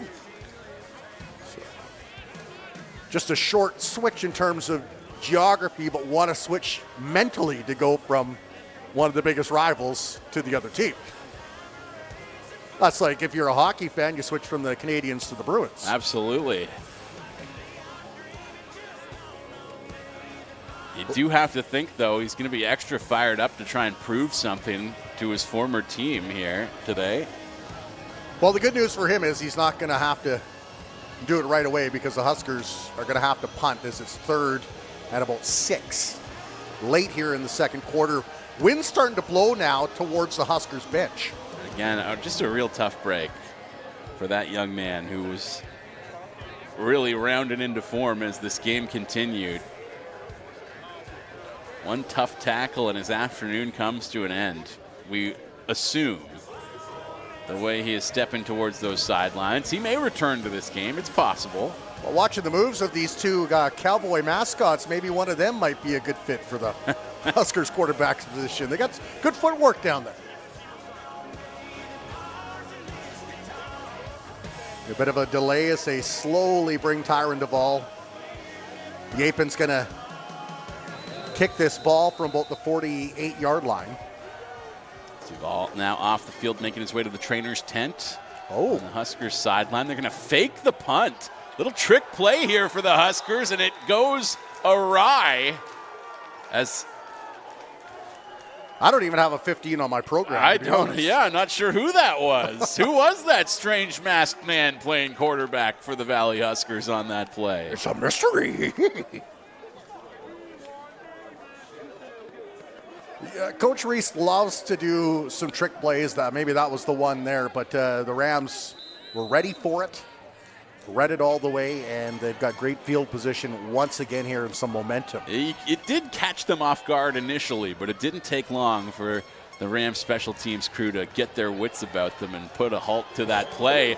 And we'll see if the Huskers can put a halt to this one. They finally do, but my goodness, what a carry that was. Reggie Ellie just ripped off 20 yards, and this drive is off to a very promising start indeed. If you're a fan of the NFL Network, you'll know the phrase angry runs, and that right there was an angry run, my friend, as he ran over John Banal, and it took 3 players to take him down. Literally ran right over him. Hit him like a car just about, as they'll go right back to Reggie Ellie yet again, and this time he can't go very far. The Huskers defense responds with a stiff tackle of their own. Yeah, it was Todd Escobar managed to get through and made sure Reggie Ellie didn't get ahead of steam and mow over a few defenders on the way to a first down, as it'll bring up 2nd and long. Loss of inches on that play, not quite a full yard, but we're not exactly back at the line of scrimmage either. And you have to think that Polina Hooper will look skyward here. He does indeed. The pass is away, nearly complete, bobbled and dropped, unfortunately. Terrell Jones just not able to hang on to that one, but it was perfectly placed by the quarterback. Terrell Jones, usually ever so reliable. It's been a tough day at the office a bit for him. Edwards and Dang have been the guys that have been very splashy in terms of catching the ball. And, yeah, that one in and out of his mitts. He would have had the first down, I think, if he would have secured it. Now bring up 3rd down. And no surprise here, especially with the time on the clock, 72 seconds in the half, and their field position. The Rams electing to go for it here, 3rd and 10. Hooper with a pass down the middle again and again. Hits off the hands of its intended receiver before falling incomplete. This time, it's Isaiah Edwards, not quite able to hang on. That's the guy you want to go to, and that one maybe a little bit of a hip pointer as he got hit as the ball came in. Boom, lowered the boom and makes his way with his own steam, thankfully, to the sidelines, and Huskers will take over with a long field to go and just 1:09 to do it in. Keeping my eye on Isaiah Edwards as he hits the sideline right now. Definitely looks a little bit winded after that play. Yeah, it is going to be Jacob Davies coming in. 69 seconds with which to work in the half here for the Huskers offense.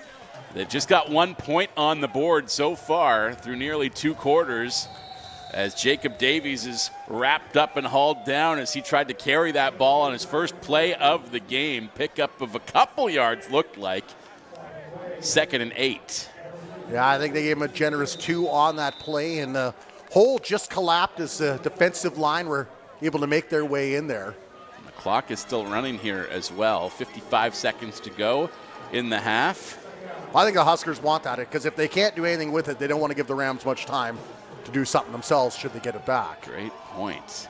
And this time Davies trying to throw downfield. I don't know if he was just trying to halt the clock or what, but didn't look like anybody was pressuring him. He had more time than I think he knew. Would not be surprised if he gets a short leash here, because that is very reminiscent of what happened last week.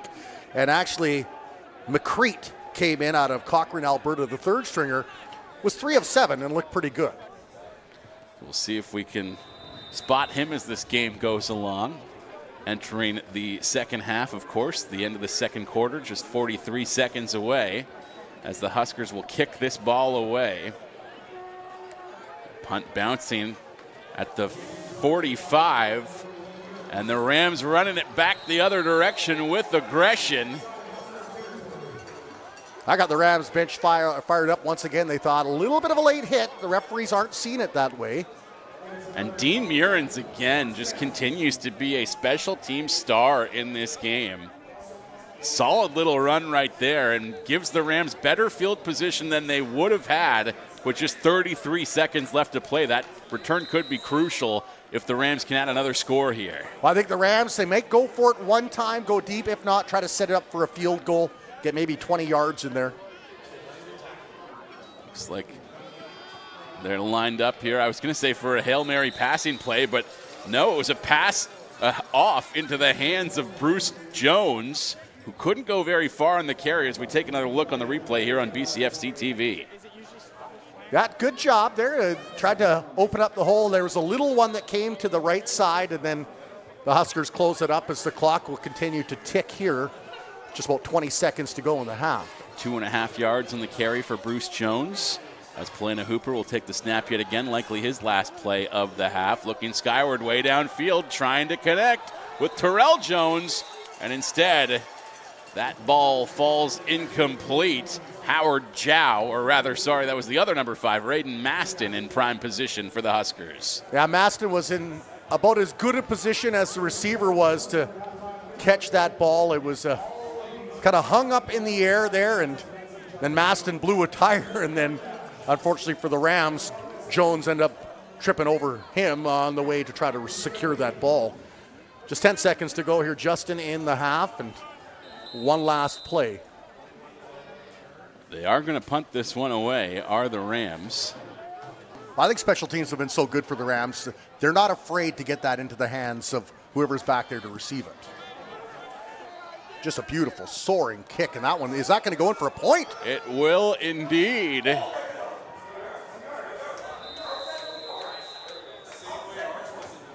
Bounced all the way down into the end zone along the sideline without going out. A very impressive punt. It may be a no yard, so that will negate, as I'm not sure the...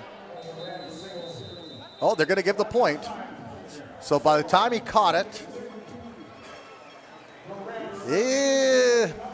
it's very close. Very close, but you know what? Whether it resulted in points or not, that's still about a perfectly placed punt in this time of the game. Like that went about as well as it possibly could have for the kicking crew. Well, if you were looking for offensive fireworks, you got to wait for July 1st, Canada Day, for those fireworks, because this one has been a defensive struggle, Justin, but two very good teams going at it toe-to-toe in the trenches. And still plenty of intrigue in this game as well.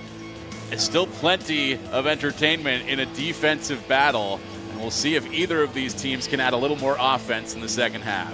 But a fine start, and we'll see who's in the pocket, in fact, at quarterback for the Huskers when we return for the second half. So lots of things to look forward to, Warren.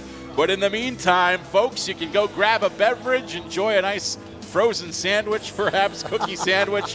Whatever you're doing, come on back about 14 minutes from now when quarter number 3 picks up. It's the Valley Huskers and the Langley Rams here from McLeod Athletic Park. The Rams with a 13-1 lead. Justin Morissette and Warren Andrews on the call on BCFC TV. Featuring the Platinum Band, and this time we gonna get funky. Funky. Everybody clap your hands. Clap, clap, clap, clap your hands.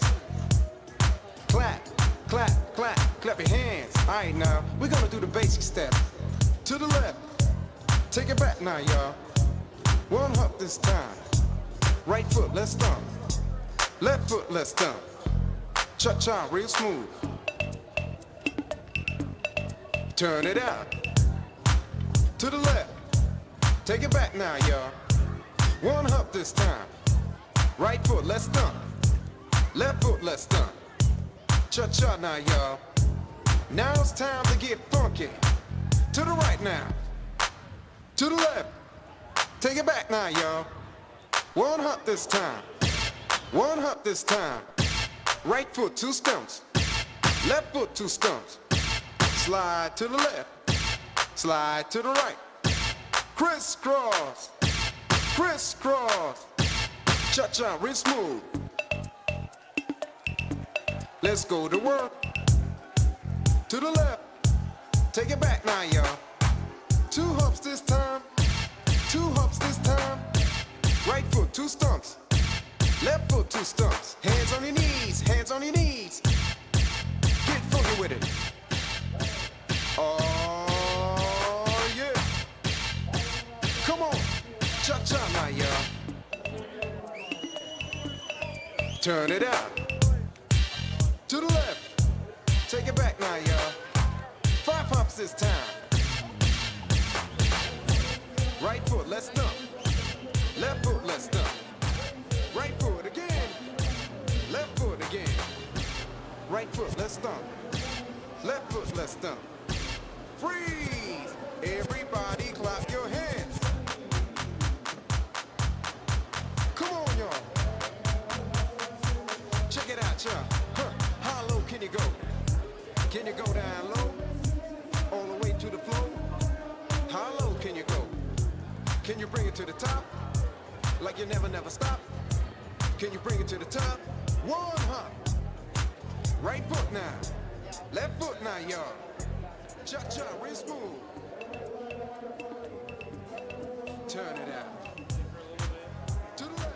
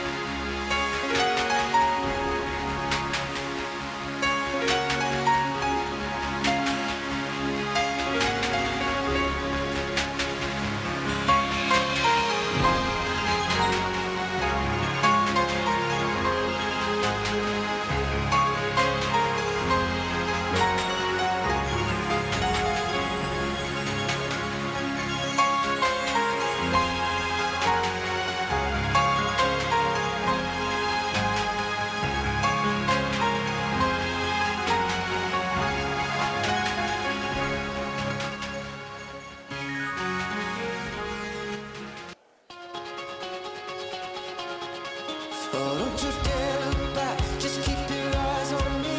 I said you're holding back. She said shut up and dance with me. This woman is my destiny. She said ooh, shut up and dance with me.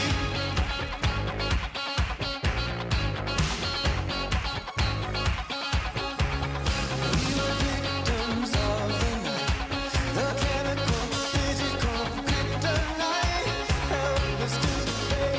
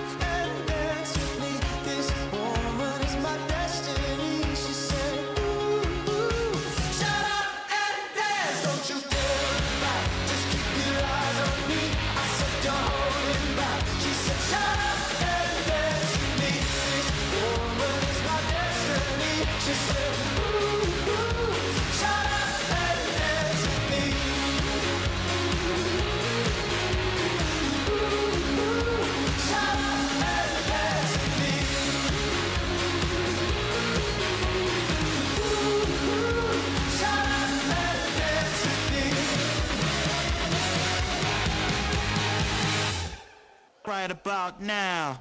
The Funk Soul Brother, check it out now. The Funk Soul Brother, right about now. The Funk Soul Brother, check it out now. The Funk Soul Brother, right about now. The Funk Soul Brother, check it out now. The Funk Soul Brother, right about now. The Funk Soul Brother, check it out now. The Funk Soul Brother, right about now. The Funk Soul Brother, check it out now. The Funk Soul Brother, right about now. The Funk Soul Brother, right about now. About now, about now, about now.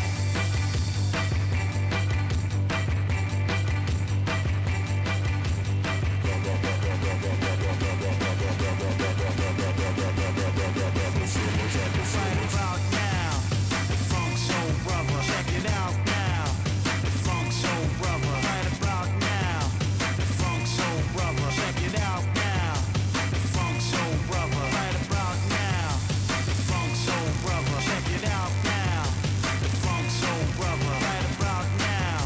The Funk Soul Brother, check it out now. The Funk Soul Brother.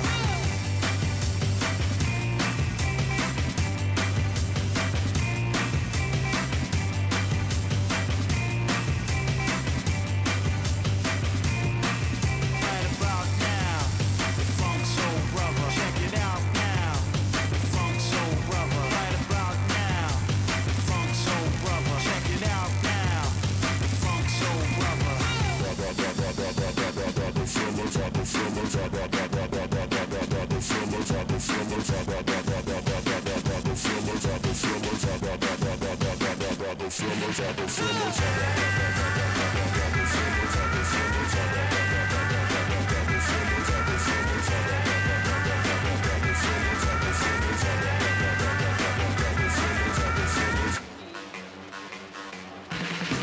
about now, the Funk Soul Brother, check it out now.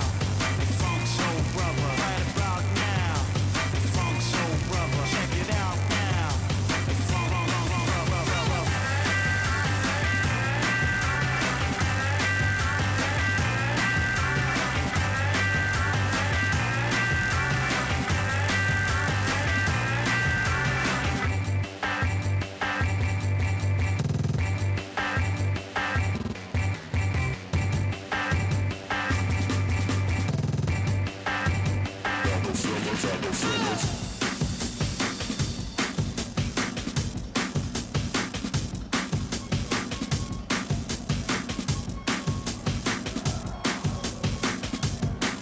Right about now, the Funk Soul Brother, check it out now.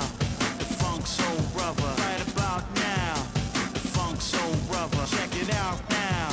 The Funk Soul Brother, right about now. About now, about now, about now, about now,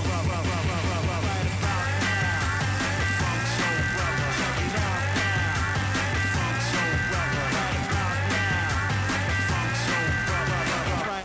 about now. Funk Soul Brother, right about now.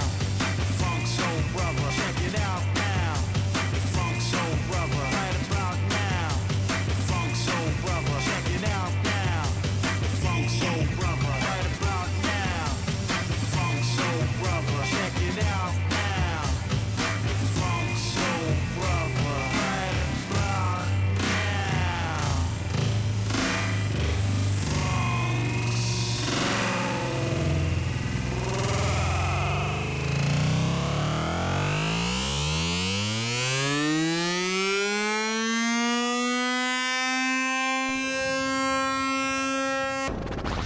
Right about now, the Funk Soul Brother, check it out now. The Funk Soul Brother, right about now. The Funk Soul Brother, check it out now. The Funk Soul Brother, right about now. The Funk Soul Brother, check it out now. The Funk Soul Brother, right about now. The Funk Soul Brother, check it out now. The Funk Soul Brother, right about now.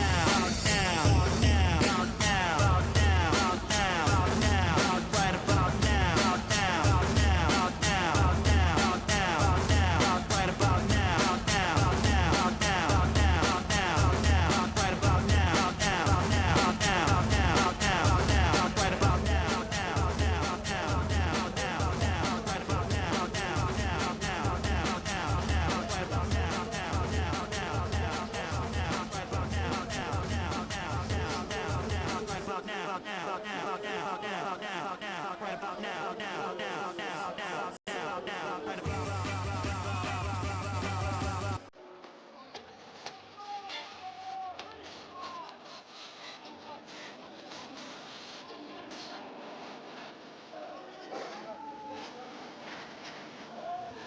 Almost time to get things started here in quarter number 3. Back in the broadcast booth with you here from McLeod Athletic Park, Justin Morissette and Warren Andrews, as the Langley Rams play host to the Valley Huskers. And it was all Langley on the scoreboard, really, in that opening half. But the stats are suggesting a much closer game than what we're seeing scoring-wise at the moment. Warren, first downs in that first half, no surprise, do favor Langley by a 10-6 margin. Rushing yards also favoring the Rams 89-12, but yards passing really where things even up. 149 passing yards for the Rams in the opening half to 104 for the Valley Huskers, and I have to think the majority of those came on a good run that Tyron Duval went in early in that second quarter. We'll see if Duval is able to return to this game here in the second half, and if not, if Jacob Davies is able to get something started, because the Huskers offense really needs to get going here. And you're right. It is a tough ask, especially with the way the Langley defense was able to make things difficult for them in that first half. Now, Huskers dealing with some injuries, and not just to Tyron Duval, but some other key players too. And John Rabbit, who is one of the good defenders, got an interception last week. Saw him kind of limping off to the sidelines with no shirt on down here too. So it's a very physical game, and when it's one of your leaders out, it makes it even tougher to rally because of the skill set they have. And it looks like it is Jacob Davies that will be under center here, at least to start the second half. Gob Deng has the only touchdown in this game today. For the Langley Rams, a 62-yard grab for a TD. His lone catch of the afternoon so far as well, Warren, but it makes him the receiving leader with just one catch in this game. Well, I tell you what, Jacob Davies looks like one of those piñatas at a Mexican birthday, because 2 runs, he's actually been pinballed around, and they have hit him very hard. So we'll see how resilient he is if he's going to keep doing these quarterback keeps. Jacob Davies trying to... Picked up 4, I think, on the play. Sent some kind of message to the team that he no longer plays for. That would be his old Langley Rams here, as he nearly connected down that far sideline with number 13, Stephen Koniak. Not one of the best throws we've seen him have in the last 2 weeks, unfortunately for him. The defender did a great job of getting that mid out there and kind of tipping it a little bit, and that maybe sent it the wrong way for Koniak to be able to secure it. You mentioned that Davies might be on a bit of a short leash today, but I mean, we've seen both quarterbacks, the starters, today for either side, and that would be Tyron Duval for the Huskers, and of course Palena Hooper for the Rams, take a little time to find their games, find that rhythm, kind of click into a groove. Tough situation for a guy like Jacob Davies to step in the middle of this game and need to find that rhythm almost immediately. Absolutely. Dean Murins fielded that very high kick after it fell into a massive blockers, and did a good job of shirking off the first tackler, but ran into a couple more after that.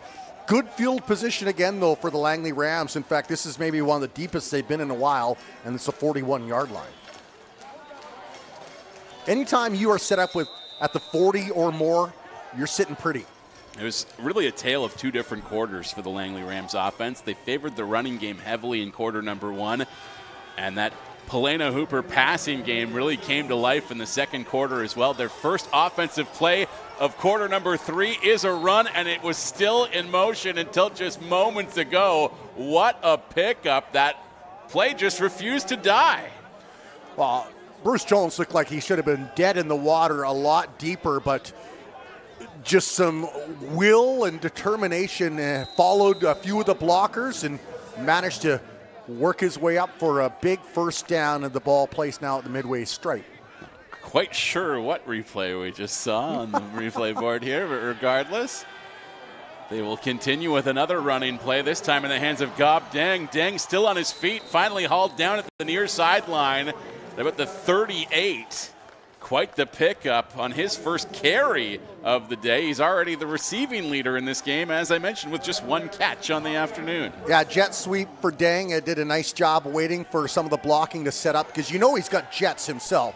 He could have just gone full board, but he waited for the blocking to set up and managed to pick up the first down, and the Rams marching down the field here early in the third quarter. He certainly proved he's got those Jets on his one grab of the day. It was the lone touchdown in this one, as right now they'll put the ball in the hands of Bruce Jones, who looked like he picked up a good 6 or so before being hauled down. We'll see where they spot. I think they're going to give him 7 on that play. Yeah, impressive stuff. 2nd and 3. The Rams continue to shove it down the throats of the Huskers, running the rock consistently and picking up big chunks of yardage each time they do it.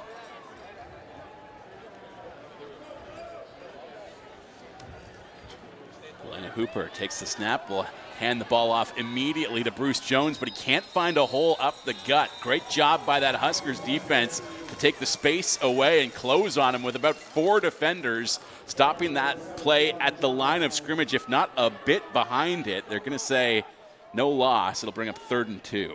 Yeah, it was Tyson Hulgan among the players in there, along with number 23, Tud Escobar, who we've mentioned his name quite a few times today, limiting the success that the Rams had on 2nd down. Now it's 3rd down, and I think they're going to go for it. I think they are, yes. Elena Hooper takes that snap, hands the ball off to Bruce Jones yet again. A big run up the gut. Did he get the 2 yards he needed? It's gonna be an interesting spot. They needed to get to the 28-yard line. And it looks like he may have just got there by a hair. Barely. He had a whole head of steam out of nowhere, and then he hit the line. There was quite a collision, but was able to pick up the 2 yards required to move the sticks. Impressive stuff from Bruce Jones. This drive continues. Elena Hooper puts his receivers in motion. Snap, hands the ball off yet again. Bruce Jones once more.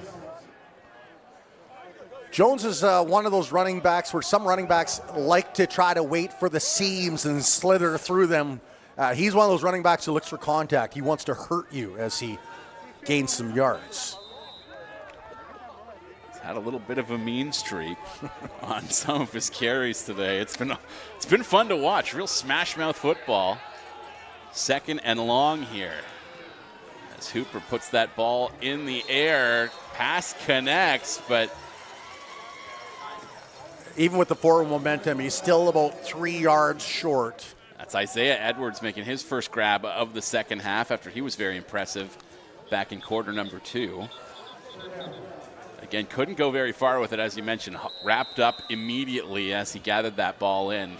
3rd down, 4 yards to go to a fresh set, but they went for it before. Why not go for it again? Once again, inching towards the red zone, and they've done it all through the ground. Elena Hooper looking skyward, pass up, not complete.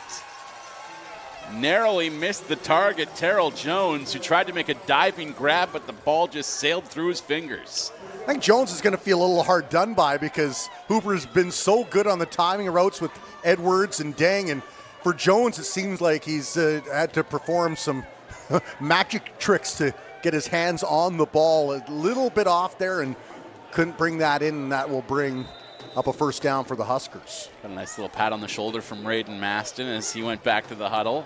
Nice to see that sportsmanship. Game recognizes game. Absolutely. Jacob Davies back in at quarterback for the Huskers. And it looks like we have a procedure call going against Valley. Now, Valley's done a nice job defensively, considering that they're missing 2 of their better defenders, and Tether and John Rabbit now, and back on offense now. But the defense isn't getting much time to rest because the Rams have done such a good job of getting long drives and keeping that defense out there for the Valley Huskers. Huskers need to keep a drive alive themselves to keep that defense, give them a little bit of rest. Jacob Davies. Ball down the middle. He was intending to find number 80, Peyton Lake, but I believe that was thrown a little early. Lake did not look like he was expecting it to arrive. Yeah, you wonder too, because sometimes you wonder, did the receiver not run the route correctly? But a pattern sometimes emerges, and you're like, no, I think he just overthrew it a little bit. Rams don't mind that, though. This will bring up a 2nd and about 7.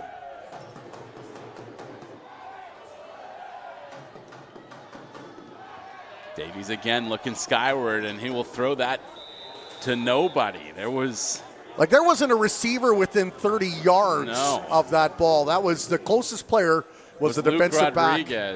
Or the defensive back for the Rams that was maybe 10 yards away from the throw. So I would not be surprised if we don't see Mr. Macreel, the quarterback, number 16 out of Cochrane, Alberta. I won't be surprised if we don't see him, if not on the next set of downs, the one after that. Yeah, the closest Husker to that ball was Luke Rodriguez, and he had to be a good 20 to 25 yards away from it. So a bit of a puzzling pass on that one, but the Huskers will kick it away, and the Rams will go back to work here. Another impressive kick return from who else? Dean Murins, who has just been a monster on special teams for the Rams throughout this contest. Every single return, it seems like, goes through his hands, and he is picking up yards time and time again. Well, it's a chance for the Rams now to really put the hammer down here. The ball's inside the 30-yard line, thanks to another great return for Mr. Murins. But we've got a 10-yard penalty, so that'll push the ball back a little bit further.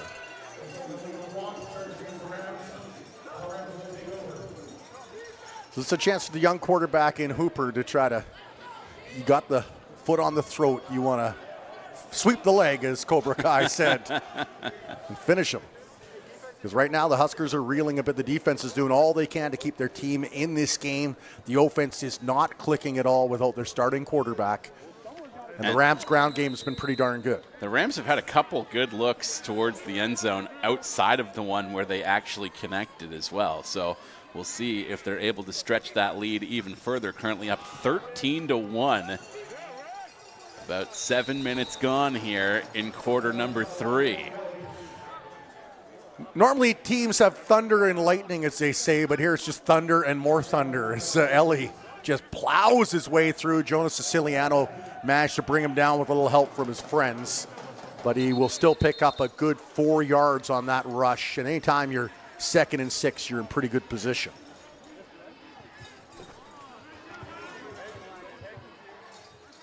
The physicality of the Rams backs very, very impressive, Justin.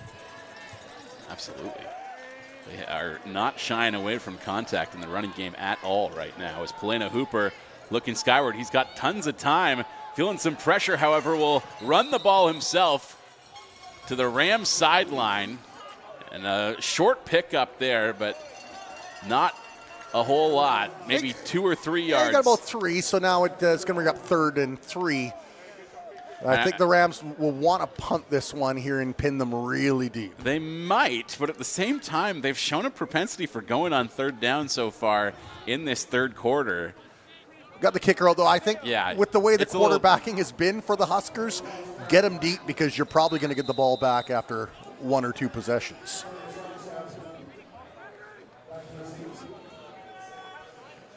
Well, we'll see. Does Davies continue in the game? Another fine punt that's gathered in on the 11-yard line by number 11. Jawad Harb on the return. Actually, that was number 21, pardon me. Sawyer Sonstaby. Sonstaby, yeah. He had nowhere to go. Rams special teams were down there. They were hunting him like Dog the Bounty Hunter and managed to wrap him up. He tried going one way, tried going the other, and by the time he had finished where he was going, he was back about 2 or 3 yards.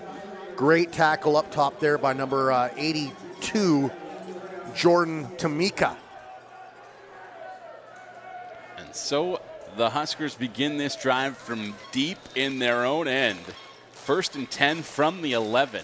Davies continues out there under center.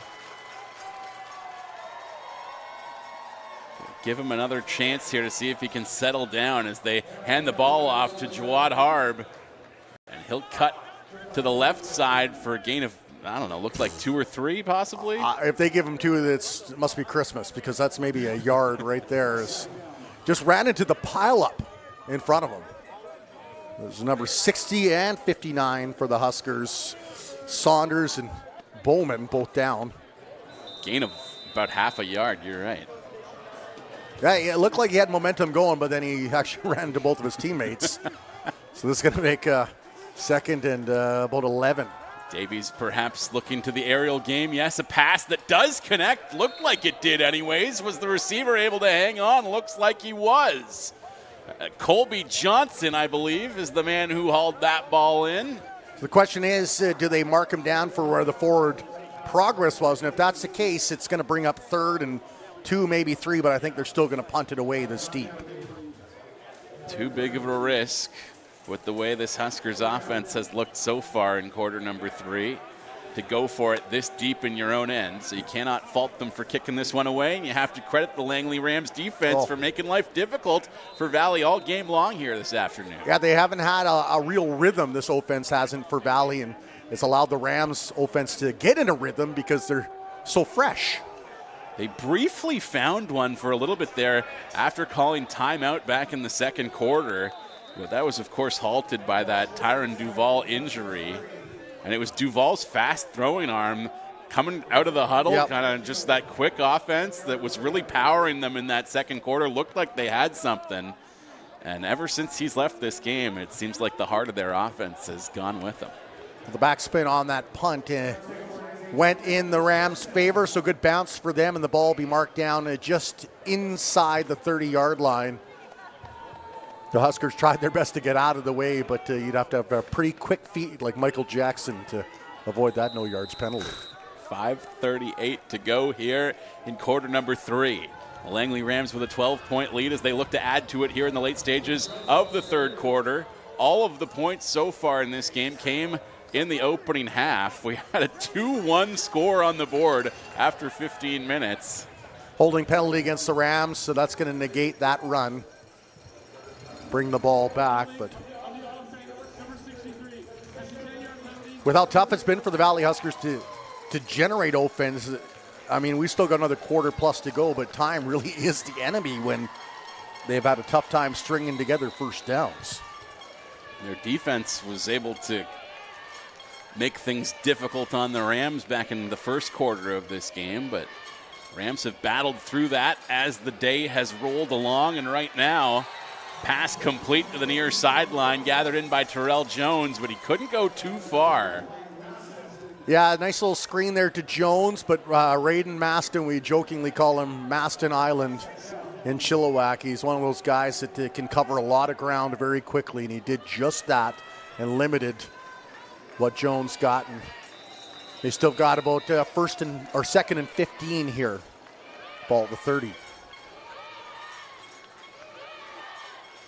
Hooper takes a snap, will step back in the pocket. Not the best pass, but it was caught. Bruce Jones able to gather that one in, but a bit of an odd play call. As a member of the Huskers down in the backfield there, and you like the idea of what they did here on this play, kind of flowed in, but I think it took too long, almost looked like a field goal in basketball as he kind of soared that arc up there, allowed the Huskers to get in and stop. But the walking wounded of the Huskers continues here as their ranks have been decimated by injuries. And that looks to be the case yet again. This one well behind the play, so not exactly sure where things went wrong. But we do have another downed man on the field in Huskers white. I mentioned Sawyer Tether is already out for a few weeks, and that's a big loss for them. And now they lose another defensive back or cornerback. It'll continue to thin the ranks for the Valley Huskers, who have traveled well. Boy, you look down here, and there's quite a bit of Huskers gear down to our broadcast left, and then it's all Rams over here on the right, and you love to see that rivalry in the stands too, as he is being tended to. And you really hope for his sake that maybe it's just a stinger. I was going to say I might ask, the technical crew and one floor below us to put a replay up on the board right now and maybe see what happened here, but I'm not even sure that we would be able to identify exactly. Yeah, it was so far beyond the play because what happened with the quarterback just kind of sorted up, and that's where all the visuals were in terms of the camera work, as they should be, because that's where the action was. But you wonder if maybe he got tangled up with a teammate. Little knee on knee. Right now he's kind of over to the side, and yeah, you really hate to see this. Big game here, one of 3 games on the slate. Okanagan Sun, I believe, are off this week. West Shore Rebels are at home. And if memory serves correctly, I think it is an all-island matchup.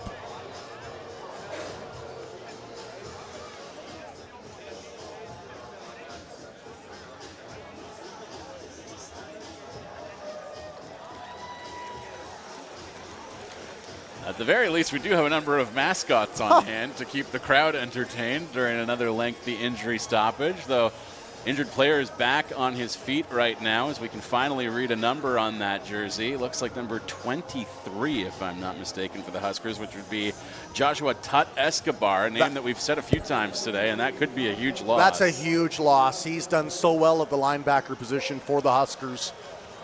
If he's not making the tackle, he's usually the second guy in there to help with the tackle. And so definitely looked like a knee problem as he steps gingerly towards the sideline. Well, a lot of times, as you know, a little bit of commotion down there. Everyone's focused on one zone. You run into somebody by accident. It could be the most innocuous of things that end up being a bad injury, and you hope that's not the case here. As I mentioned, Tut Escobar has been very good for the Valley Huskers this year. Favoring that right leg as he heads towards the sideline, and we would love to see him return to this game. See if that's possible with about 19:46 to go, assuming there's no overtime in this contest. Well, I think we're going to have a few touchdowns for that to even be an option. Definitely. Would love to see that as well. This play set to resume here following a lengthy injury stoppage. The Rams set to kick this one away. They're looking for a field goal, however, and that kick is blocked. That was a 38-yard attempt, but that one didn't get 2 feet off the ground as the snap was low. The holder unable to secure it and put it in place. By the time he kicked it, it was well into the knees of the oncoming special teamers. That's a big break for the Huskers here, and the Rams will see how they weather this storm. John Bannell with the block for the Huskers defense, and there was nothing banal about that play at all. So some of the best field position the Huskers have had since maybe the first quarter. As the ball at the 36-yard line. Davies remains at center. Had the one completion the last set of downs. Lots of motion. Peyton Lake absolutely swarmed. Yeah. Handoff to Peyton Lake, but we've got flags on the play. Maybe a little additional roughness after that play came to a close. Yeah, I think you're going to get unsportsmanlike conduct or a late hit. If that's the case, it could be 15 yards, and that's a big chunk of change in a very tight game, because as much as the Rams have dominated in terms of possession, it's only a 13-1 scoreline. They're really having a conversation here, as there were a couple of different penalty flags tossed out. And that's maybe, we'll see if they're going to.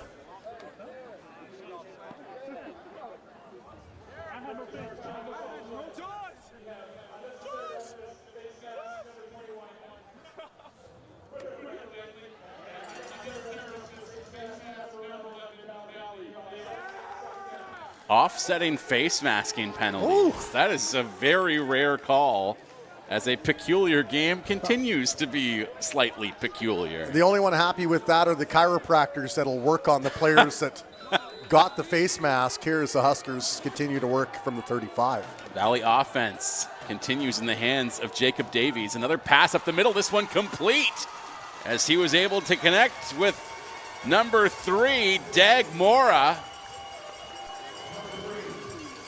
Yeah, Moore's been very effective when he catches the ball. He doesn't get much of a chance because usually teams will actually key in on him, and Davies managed to get enough time from the offensive line to find the seam right over the middle at the logo, right by that dogwood flower. As Jacob Davies looks to find the groove here as the third quarter continues. His Huskers currently marching downfield with an efficiency they haven't seen since Tyron Duval left this game. If you're the Rams, that's one thing you don't want to see is number 11 with a head of steam. You want to get him at the point of contact because once he gets those big legs churning, he's really hard to bring down. Jawad Harb with another monster carry. And they're going to say he was just shy of the first down. It's second and inches. Centimeters, maybe. Surprising, Davies remains in the shotgun. He'll pass that one off to Jawad Harb yet again. It's another run up the gut as Harb now comes towards the near sideline. Quite a run, though. It turned into more of an east-west direction at the end before he's hauled down at about the 38.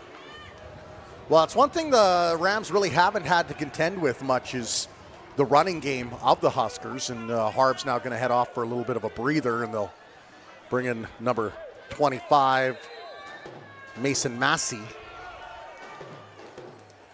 Jacob Davies takes the snap. Another pass down the middle again, connects once more, this time to Peyton Lake, who finds the end zone. Valley Huskers touchdown for the first time this afternoon. Yeah, Peyton Lake, the veteran receiver in his third year, just found a seam right over the middle, and Jacob Davies, after a rocky start, is finding his groove a little bit like Stella, and managed to put that in his hands, and he outraced the defenders for the touchdown, and we got a football game. We do. It looked like this thing was going to be stretched wide open in favor of the Langley Rams some 5 minutes ago, but a pretty solid drive for the Huskers, largely engineered by Jacob Davies, and this thing is close as can be once more. So Huskers will try to make it a 6-point game here as the snap will come to Luke Rodriguez, who will hold it for Gabriel Yapin.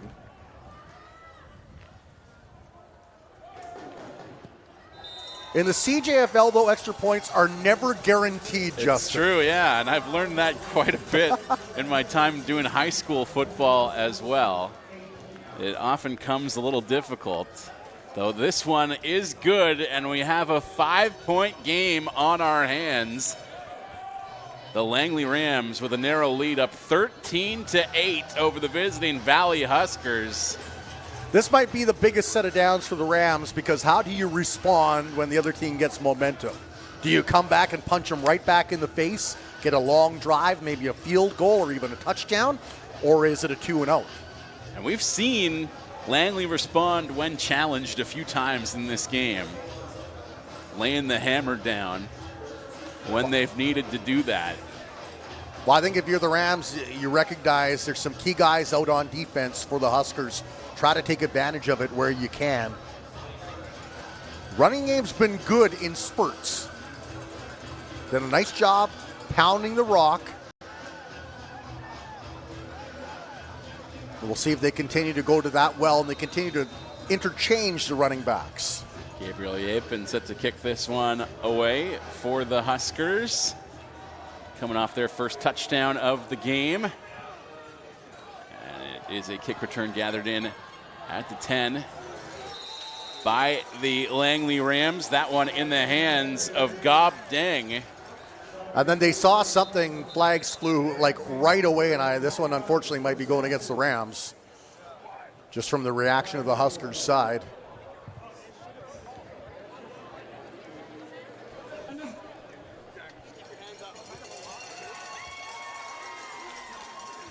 That's maybe the one area that the Rams coaching staff would love to see cleaned up because as for on the field, it's been pretty darn good. But penalties are something that you can really that ball hamper. Just went for quite the walk. And we've seen that a few times today, and we've seen it a few times here in this third quarter as well. Because it can stunt your momentum.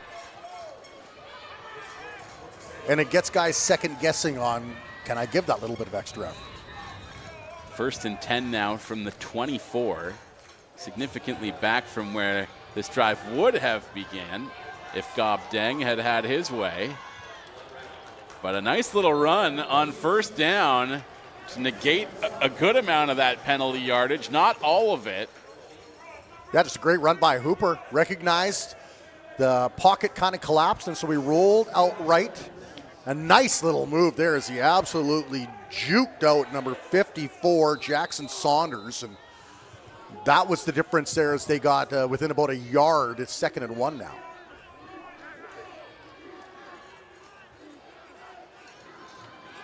This time, Polina Hooper will hand the ball off, and that carry up the middle will move the sticks. Only needed a yard, and they got, I think, 2 and a little bit extra. Yeah, nice play there. And once again, they bring in, I think it was Jaden Sack, number 26. So they're rotating 3 backs in there. 1st and 10 now. Ball on the 35, still in the Langley end. If the Rams want to respond with a score on this drive, they're going to have to march down the majority of the field to do so, but they are looking good at the moment. Perhaps I spoke too soon. That pass hit off the hands of Natol Tedessi. There's a flag on the field, though, so you wonder, did they hit the quarterback after the play? Was there a hold? Be interesting to see.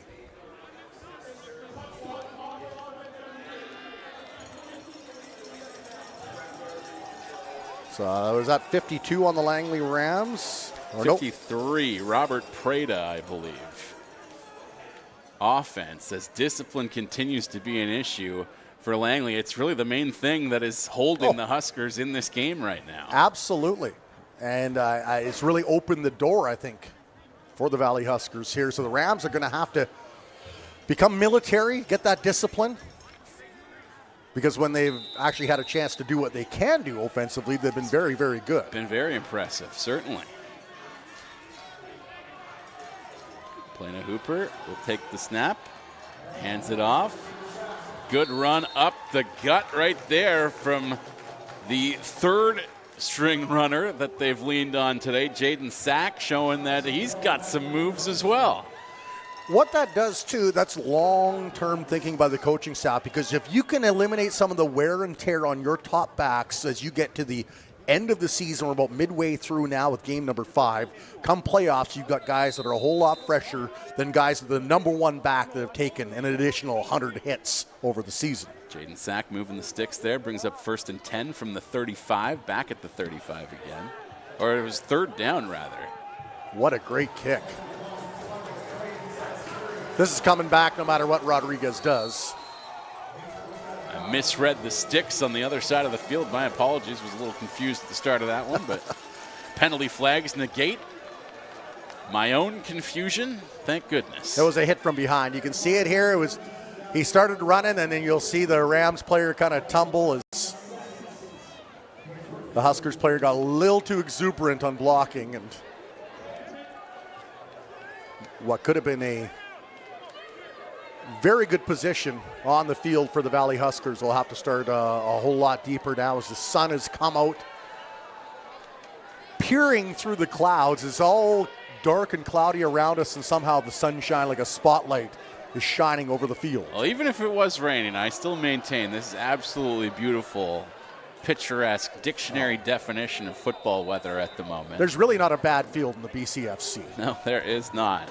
Beautiful is the only way to describe some of the vistas we are treated to here at McLeod Athletic Park. As the Huskers go right back to work on offense, a run to the right side in the hands of Jawad Harb, and he will chew up about 7 yards on that carry and bring up 2nd and 3. As Brandon Halsey, the tight end for the Huskers, gets up gingerly. That'd be a big loss for them as he's now taking a knee. He's the guy that's kind of the safety valve for the Huskers, and right now he's being tended to, too. As we also see members of the Langley Rams trying to stretch things out and get prepared there. It's been another physical battle here at McLeod. It's turned out to be a pretty good game, Justin. It certainly is, and it's, you know, we've talked many times. Jake and I have talked about it over the years, that you just wish that these teams were a little closer in the standings, so there was more of a rivalry there, more for the fans to dig into, and that has certainly happened in recent years. This is a very close game, as we're seeing on the scoreboard, just 5 points separating these teams with 15 minutes left to play. This is the kind of regional rivalry that I feel like this fan base has been starved for a few years, and it's great to see it come to fruition. Yeah, I mean, the Huskers have really kind of revived themselves under Bob Reese, because before that, they went a couple of seasons without a win, and a lot of the losses were very lopsided. The other way, you were counting first downs as opposed to points. And since he's come in, along with Blair Atchingham, and recruited, it's been a lot better. It's been neat to see when these two teams meet it's not the blowouts that it used to be where the Rams would run roughshod in the Javon Cotoy era where 3 defensive backs tried to take down the big man. Adds a little more atmosphere in the building here, too, and both sides are invested all the way through. As we said, a pretty solid turnout here from both the Langley and Valley faithful. Jawad Harb with about a 14-yard pickup, maybe 15 on the play, right through the middle like a hot knife through butter. And he didn't get touched till about 10 yards in. He has become the straw that stirs the drink for this Valley offense, certainly since Tyron Duval left the game back in the second quarter. And it will be Jawad Harb yet again, this time with an outside sweep. Brought down, but he does pick up the yardage he needed to move the sticks. I believe that was a pickup of 6, and it'll be a Huskers first down. Yeah, kind of vaulted over the defender, and then great job by the Rams. Number 5, Howard Zhao, was able to get in there and get some contact, get a little bit of help, and take the big running back down. But Huskers marching thanks to the ground game of number 11. Still on their own side of center, but we'll see for how much longer. As 1st and 10 from the 51.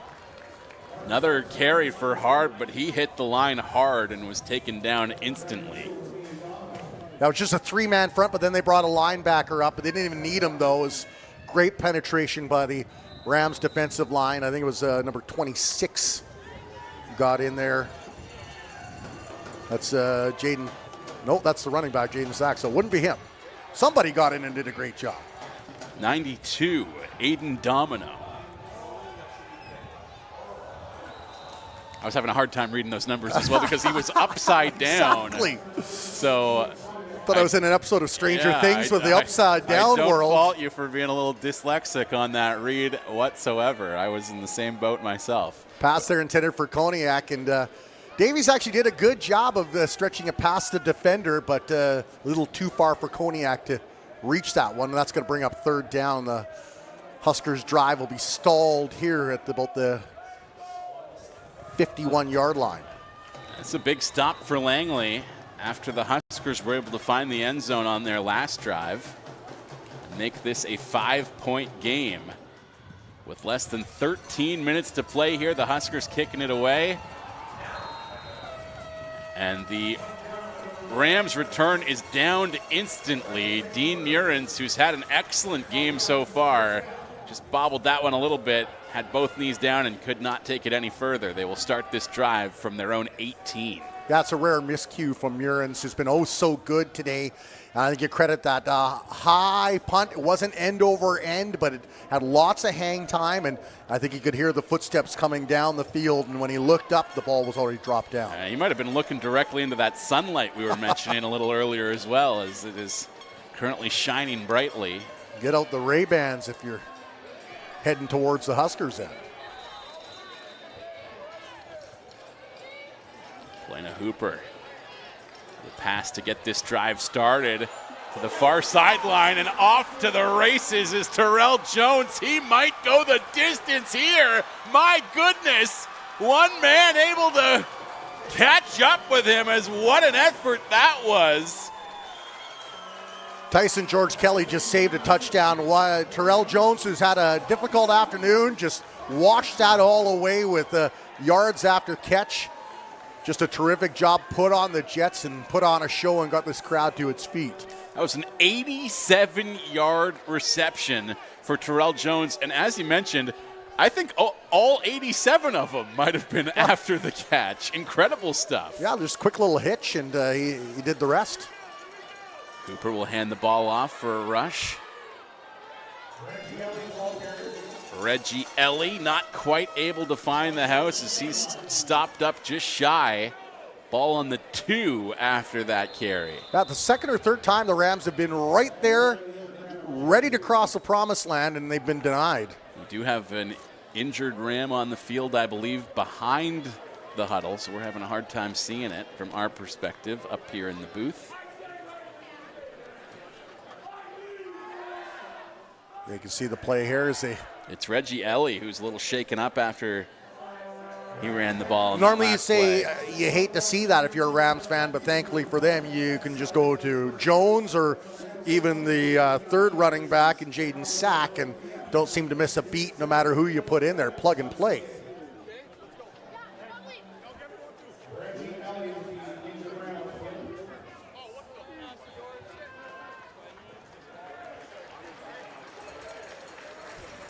Stepping a little awkwardly, looked like he may be favoring that right hip a bit as he heads towards the sideline, but what a day for Reggie Ellie. He really started this thing off hot. It seemed like a lot of players in this game needed a little bit of time to find their footing. He was in a groove right from the jump. You just see those big tree trunks he calls legs as he makes his way here, and why he's so hard to tackle. They'll bring up second down, 2 yards to the end zone. The Rams have been in this position already once today and were not able to get points out of it, but we'll see if this one is a different story.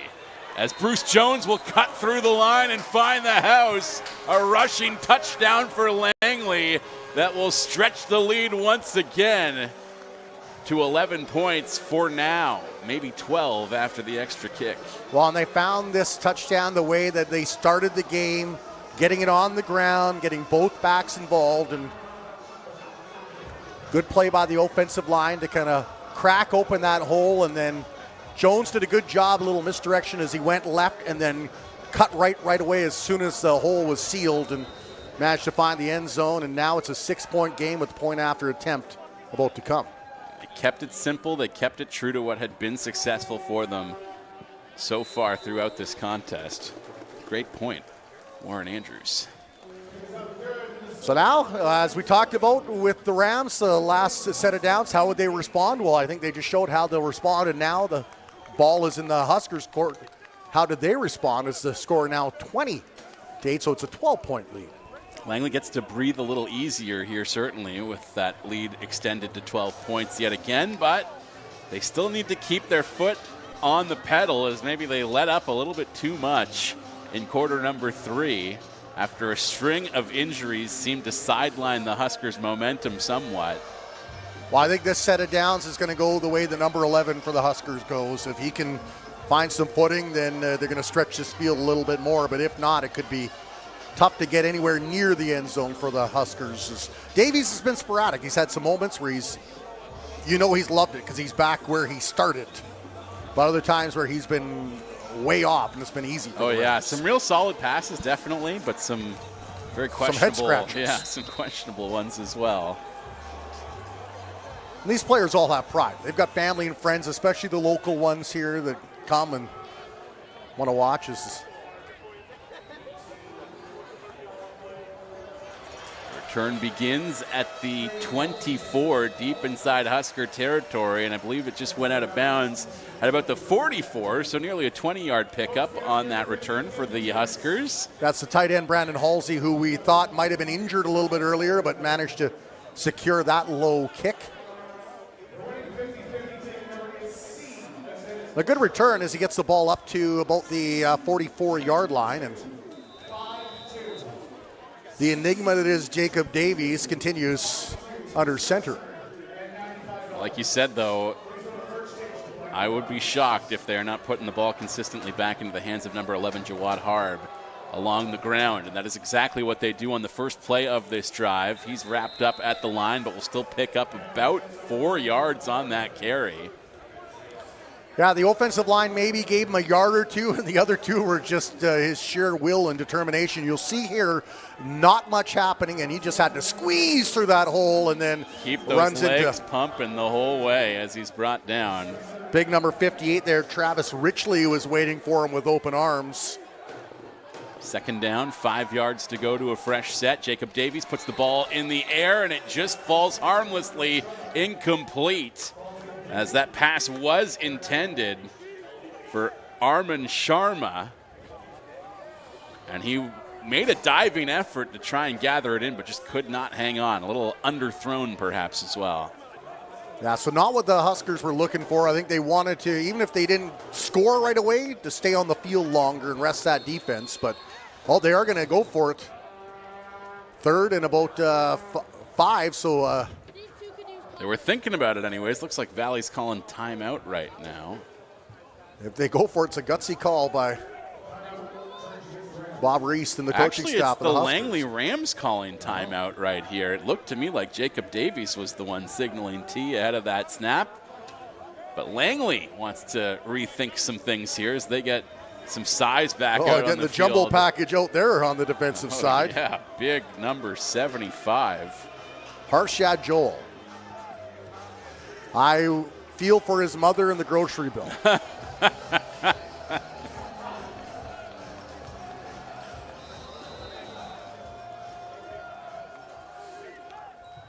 Jacob Davies has some time here, gets the pass away, complete up the middle, threw it into a dangerous territory, but did so with such precision that he was able to connect with Luke Rodriguez, and that catch will move the sticks for a fresh set of downs. Huskers now in Langley territory. Rodriguez auditioning for Spider-Man 5, I guess, with that play. Right in the middle there, snared it through 3 defenders. That's about as good defense as you could have, but he managed to catch the ball. As they go right back to Jawad Harb on the running game.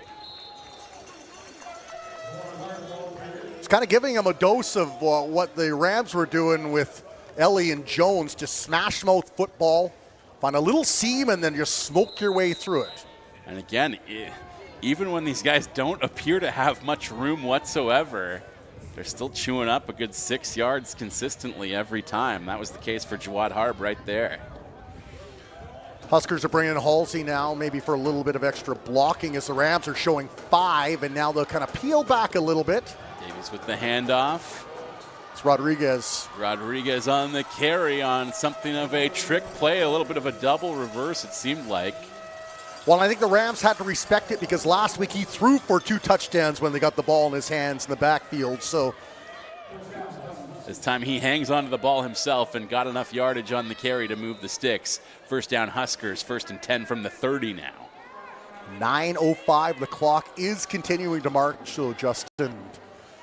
And I'm not sure that I would have expected this game to be so close and interesting still at this point, at the time that Tyron Duval left the game with about 2 minutes to go in the second quarter. So credit to the Huskers for keeping their composure and staying in this thing, as Jacob Davies is really giving them a fighting chance right now. Now, offensively, a bit of a snooze fest in the first half, and it's really picked up here in the second half, and a good run by Jawad Harb. Rams have had some moments of brilliance themselves and finding the end zone a couple of times. 5 yards on that carry for Harb. Can the Huskers follow it up with another 5 here on second down? As they'll fake the handoff, Jacob Davies will get that ball away, but did he pick it off? Oh. It looked like that was caught, but they're calling it incomplete. Number 89 for the Huskers. Hassan Kangura was the intended receiver, and he did get a hand on it as he was down, but that ball had already hit the turf. So that is... Well, that's just really good defense by Ethan Gino. Any opportunity to say that? Any opportunity, I will take it. This brings up a big 3rd down once again for the Huskers. And the Huskers going for it, of course, with 8:08 to go here in the 4th. Jacob Davies has time. He puts that ball in the air right down the middle, and it is complete to who else but Luke Rodriguez, who has just been excellent for the Huskers here today. Well, Cool Hand Luke had a couple of drops that I'm sure he wanted back earlier on, but he has caught some very hard balls. I know that sounded terrible. Right in the middle, though, and set up the Huskers for a good chance. Here it's up to the Rams now to see what they're going to bring. Jacob Davies settling in, looking a bit like a gunslinger here, but he puts the ball in the hands of Jawad Harb for a carry on 1st down. It's 1st and goal, and I don't know that Harb was able to pick up anything on that run, maybe a loss of 1. Well, I think he had the outside sealed, but as you'll see here, just look at the effort and determination by the Rams as they swarmed, and that started with number 11, Dean Murin. So who else? We've said his name so many times today, and even though he didn't make the tackle, made Harb think for a moment, and they were able to secure him down. And that loss of yardage came after the original point of contact, so that was no loss on that one, though that incomplete pass will bring up 3rd down. And it's do or die time here for the Valley Huskers. This is basically the ball game in one play. Now 7:01 remaining, a 12-point game. Field goal really doesn't do that much. It makes it a 9-point score if they were able to put that through. So you got to go for it. I would not be surprised if you get the ball to either 11 or 1. Jacob Davies takes the snap, and he will put this ball away. No, he's sacked instead. It was drawn up as a passing play. I don't think Davies liked his options, was looking to run it himself, and got wrapped up by the meat wagon. My goodness. Number 58 for the Langley Rams, Travis Richley. Richley will get credited for it, but you look at, I think number 5 was in there first. Howard Zhao put the pressure on to begin with, and Davies had nowhere to go. And so the Rams, the big defensive stand here, turn the ball over on downs, and they'll get it from their own 11-yard line. That's a big defensive stand, though, Justin. Big stop for that Langley defense, who have been very good throughout this game. This game, not only for the Cascade Cup, Huskers are 2-2, Rams are 3-1. Rams want to continue in the big boy table, so to speak, with the Rebels, who have a loss to the Okanagan Sun and stay in a tie for second place. Rebels in action today. I believe they're taking on, is it the Kodiaks or the Raiders? I'm not entirely I know Okanagan sure is off, so that means it's one of 3 other teams. Ethan Gino injured on that play for Langley as he heads to the sidelines. I will take my opportunity to say his name. Yeah. But the Langley offense going right back to work here from deep in their own end. They really just want to keep the clock running. And that is why we are likely.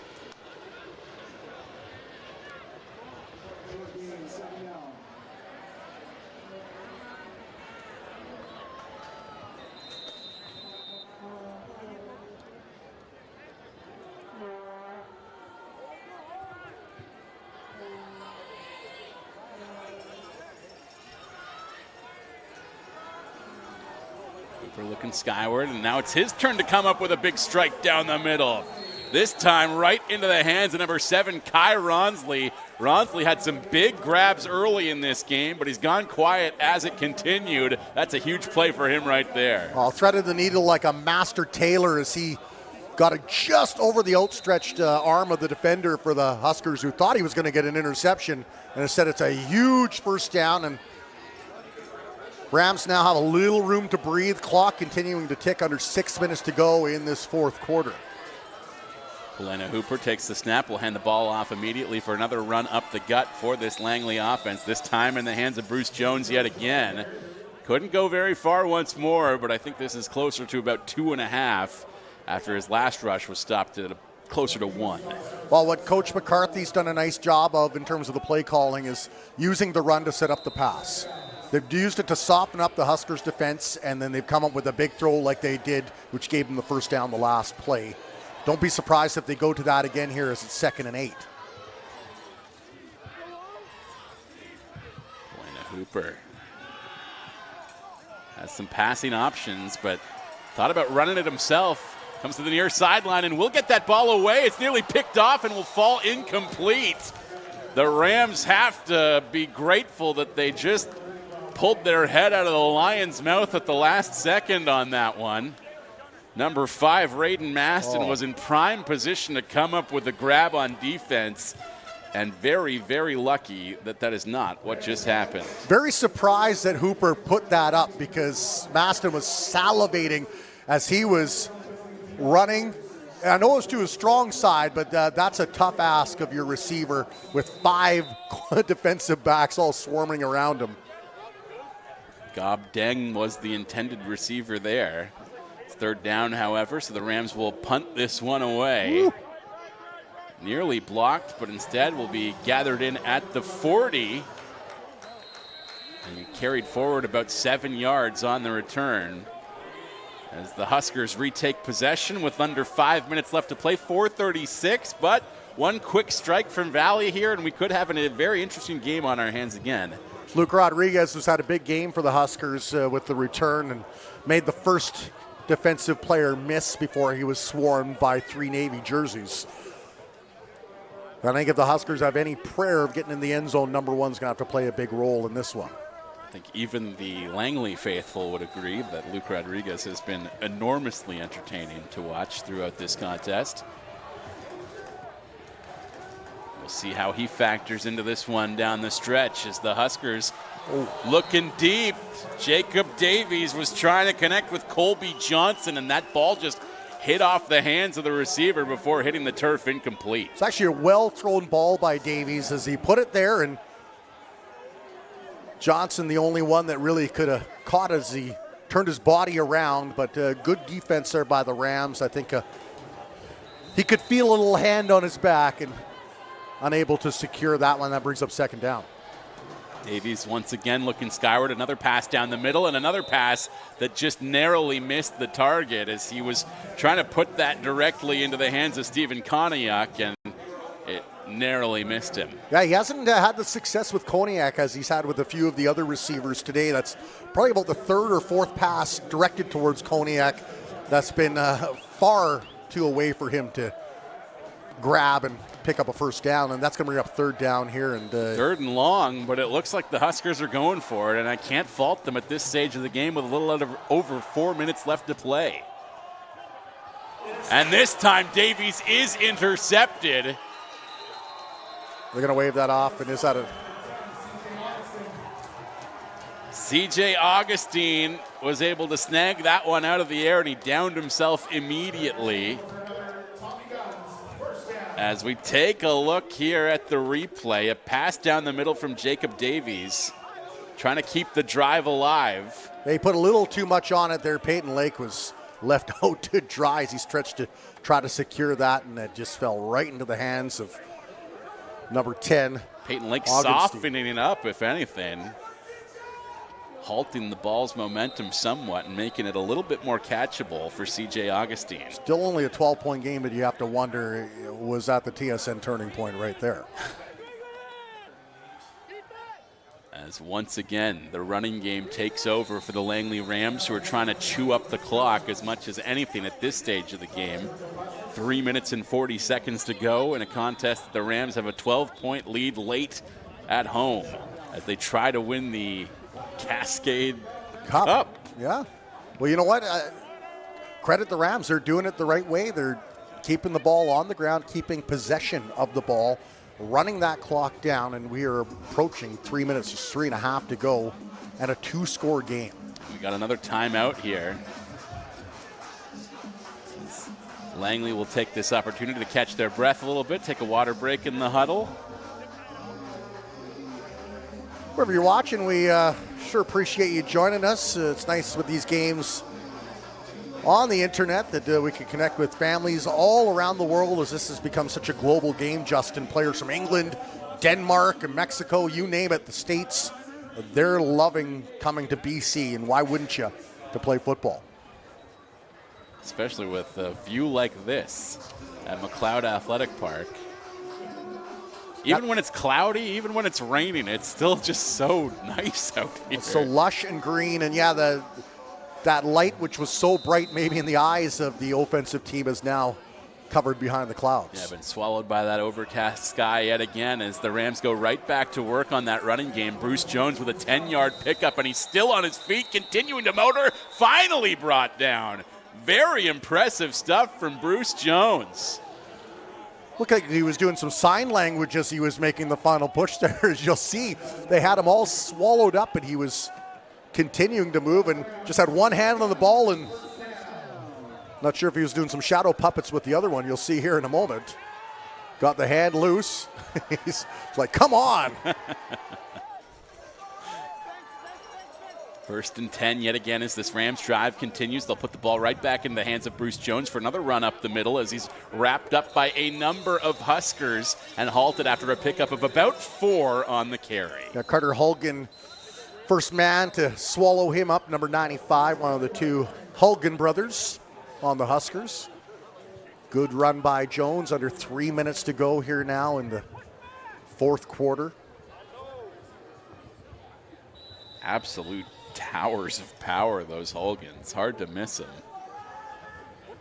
So for the miscues in terms of the penalties, that's a big play by the Rams there to get that interception late in the game, especially with the Huskers on their side of the field. That's the second interception for Langley today as well.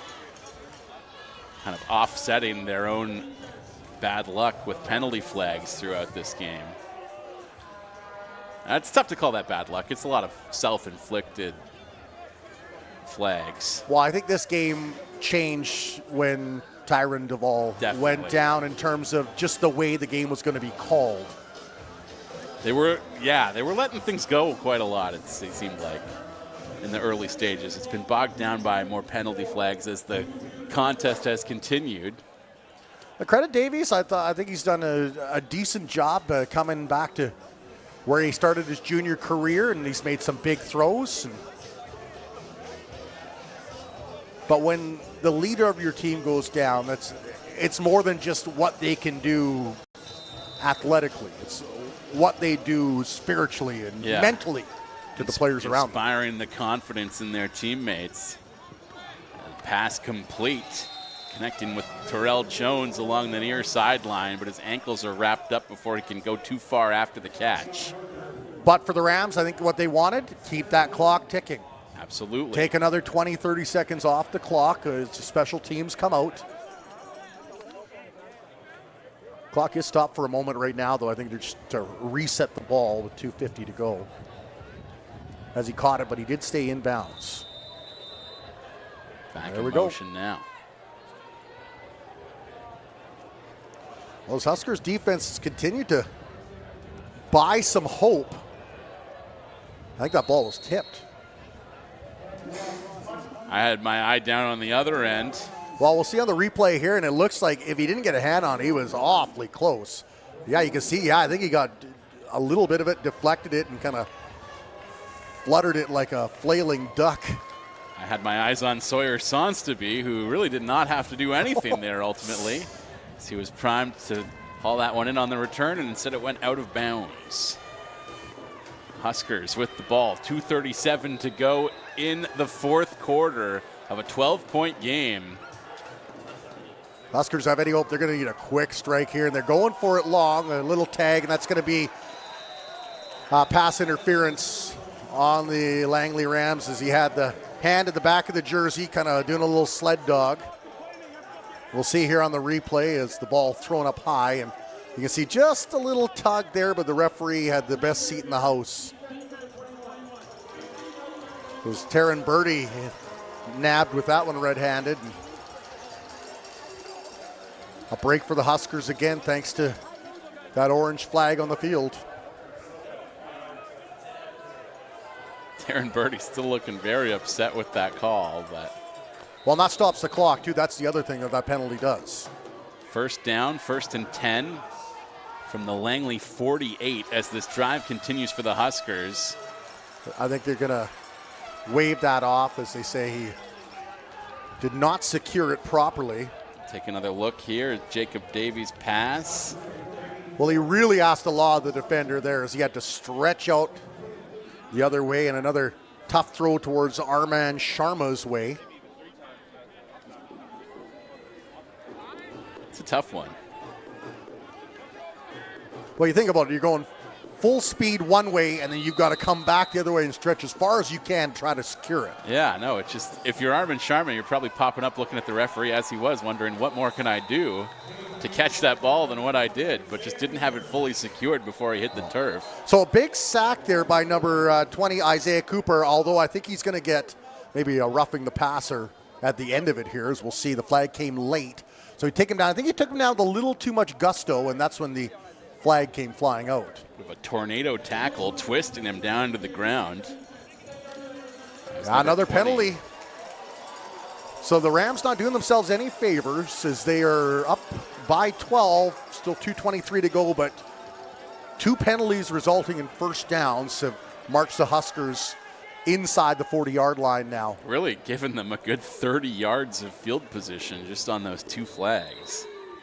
Still 3rd down, however. 3rd and short for the Huskers, who only need another yard to keep this drive alive as Jacob Davies throwing downfield, and that one will go incomplete. The intended receiver never even turned around to gather it in. as that was Stephen Koniak, as we mentioned, who just has not had good luck connecting with Davies so far today. I wouldn't even throw it towards Koniak, unfortunately, because every time they've attempted to, it has been either very short or very long. And he's an exceptional receiver out of the University of Manitoba, as he showed in the first week, scoring, I think, 4 touchdowns in that game. And you got to get the ball at least close so he at least has a chance at securing it. And it's a turnover on downs as well.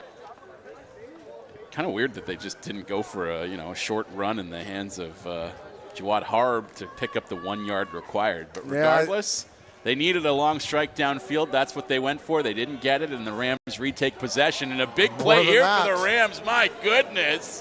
What a carry for Bruce Jones, who has been just terrific so far today.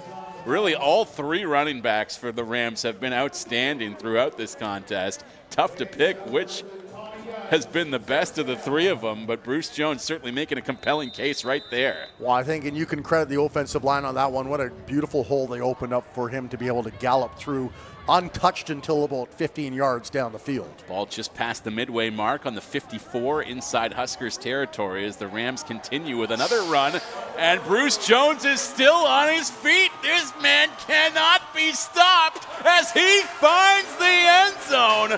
Bruce Jones with an incredible carry just went 54 yards to the house, but we have a flag on the field. Yeah, I remember the Huskers down in some discomfort, number 54, Jackson Saunders. A terrific run nonetheless, and once again it was Tyson George Kelly. Impressive, the number of little stutter steps until he was clear to break loose. Yeah, back-to-back exceptional runs. That one, the first one I said the offensive line did a terrific job. I think that one you can credit all Bruce Jones as he shirked off a couple of defenders. And I don't know what the penalty call was, but it is a good touchdown. And it may have been on the defense, obviously, as they waved that off. And if this game was in doubt, I believe the questions have been answered.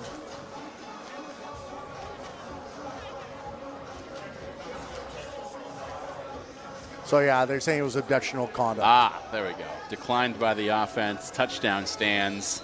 And good thing, because you would hate to see a run like that negated by a penalty flag. A 54-yard touchdown rush by Bruce Jones. Very impressive stuff.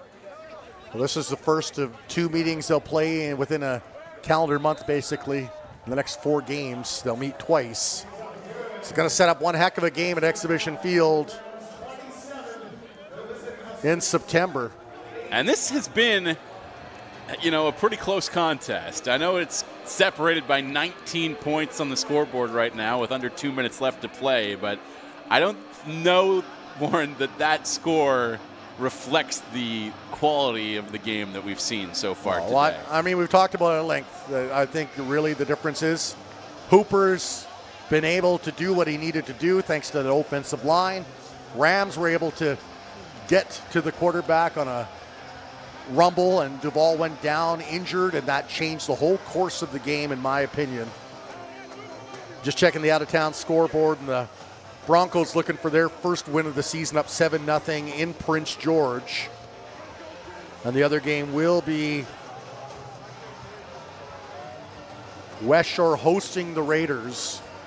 So if you're a Rams fan, you are hoping that the Raiders can get a incredible game out of their quarterback and get the upset win over the Rams, which would keep Rebels, and keep the Rams in second place, which is where they'll be as Okanagan undefeated in first. It's a trio of regional rivalry games here today. We got the 2 island teams going head-to-head, a little interior showdown as well. And, of course, the 2 lower mainland teams going tete-a-tete here at McLeod.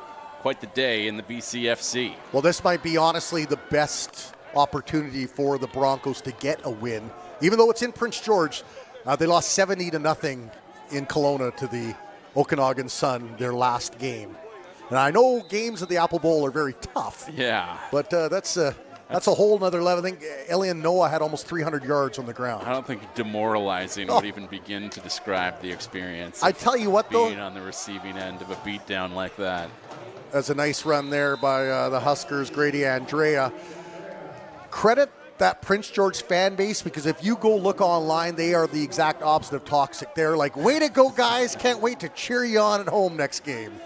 Love to hear that. You love to hear that. Yeah, absolutely. So it's been some tough years for those Kamloops Broncos. So now we've got Noah McCreel in some mop-up time. And a nice little throw there to Luke Rodriguez. Sorry, I took over your job for a minute. All good. By all means. Luke Rodriguez brought down by Dean Murins as he continues to find ways to make contributions to this game for Langley. I think Huskers fans would have liked to see McCreel in the game a little bit earlier. I think Jacob Davies did a fine job, though. He was thrown into a tough situation, and he did struggle at times, certainly. A couple of puzzling throws here and there, but he did settle into a groove. You know, I was calling him the gunslinger at one point as a compliment. He had marched his team all the way downfield, was looking primed to add another touchdown for the Huskers. Well, and this also, I mean, this Rams defense now, 6 points they allow against the Broncos in Kamloops, and now they've only allowed 8 at home here to a pretty good Valley Huskers team. No McCreel and that ball. Maybe that's why he didn't get time earlier as he fumbles the ball, and another turnover for this Rams defense. That was Sean Cullett, veteran linebacker for the Rams.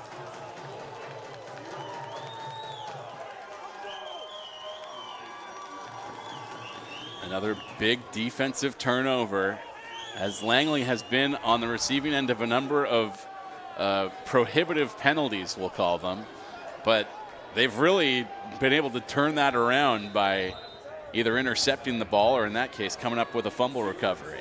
Well, and this is really the first time we've seen anybody hitting for the exits. It's been a very tight game up until this point, but the Rams faithful looks like they're going to go home real happy after this one, just a minute 7 remaining. 67 seconds left on the clock, beginning to tick once again as play continues. And a run up the gut in the hands of number 26, Jaden Sack, who did make a couple of big contributions to this game, even as the third string running back for the Rams. Well, and I think they needed him too. With you look at his Ellie, you want him to be fresh for the next game that the Rams have. And reminder to stick around after the game, because I believe the presentation of the Cascade Cup, as they'll go down to field level, and for the first time in 3 years, it will be the Rams that will hoist it. They've really done a good job of keeping all three guys fresh by rotating throughout this contest, and that would be the three running backs of Reggie Ellie and Bruce Jones. You need that because there's a very good chance you're going to face maybe a West Shore Rebels in the first round if you finish second or third, and you need a couple of backs that are somewhat fresh to contend with those big boys they have up front. I say that because the Sun looked like an absolute train this year. As they often are, but especially so far this season. As they put the ball right back into the hands of Jaden Sack yet again, and it's a short carry, pickup of maybe 2, but again keeps the clock running. The tackle by Aiden Saunders on that play. Just 30 seconds to go. Maybe one more play before the victory formation, as it is second down.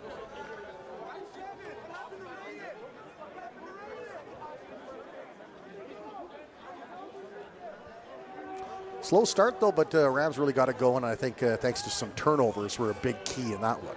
And they'll put it right back into the hands of Jaden Sack once again. This time he'll break loose for quite the carry. Jaden Sack's telling the coaches, look, if he's hurt, I'm ready to go next week, Coach. I'm trying to do the quick math there. I think that was nearly 20 yards on that pickup. Big Langley first down either way, but the clock continuing to run here with 11 seconds remaining. Don't be surprised now if this is the final play. It depends if they want to rub some salt in the wounds or if they want to just... I think we're going to see some victory formation here. No, they're going for another run again to Jaden Sack. That's a statement. That right there is a statement. Normally you would have the victory formation, but Rams, for the first time in their history, Cascade Cup champions, and they'll take the trophy away. And you can see the player, or the presenter, bringing that shiny silver trophy onto the field. And it was a little bit of a sleeper other than for the defense. It really turned into an exciting game in the end. And I like this. I like having a regular season game that becomes a cup game, a bowl game, whatever you want to call it, every year like this, between these two teams who are regional rivalries, to try and stoke something here. It's good for the Langley Rams. It's good for the Valley Huskers. And more than that, it's good for football fans in the Lower Mainland who get to watch a rivalry game like this every season. Absolutely. Well, it was a pleasure calling the game with you. I think I'm back next week, so we'll do it all over again there, partner. Absolutely. As Jake remains on assignment, he will be back with us at some point as the season whenever lacrosse ends. Along. Yeah, a little busy with the Minto Cup at the moment, but this was a fun one. It's my first game of the year. It felt like I got thrown in to the fire a little bit here, and it was fun. Got you my did a feet great under job, me. as did the Rams. Well, thank you very much. Thank you, fans, as well, for watching along with us wherever you happen to be in the world, tuning in on BCFC TV. The on-field celebration will continue here from McLeod Athletic Park as the Rams capture the Cascade Cup. The final score, 27-8. Langley now improving to a 4-1 record through the first 5 weeks of the season. He is Warren Andrews. I'm Justin Morissette. We will have the call for you again next week right here from McLeod Athletic Park. So come on back for a 4 p.m. start next Saturday. It's the Langley Rams, and what a day of pigskin this was. Thank you so much for tuning in. We'll talk to you next week.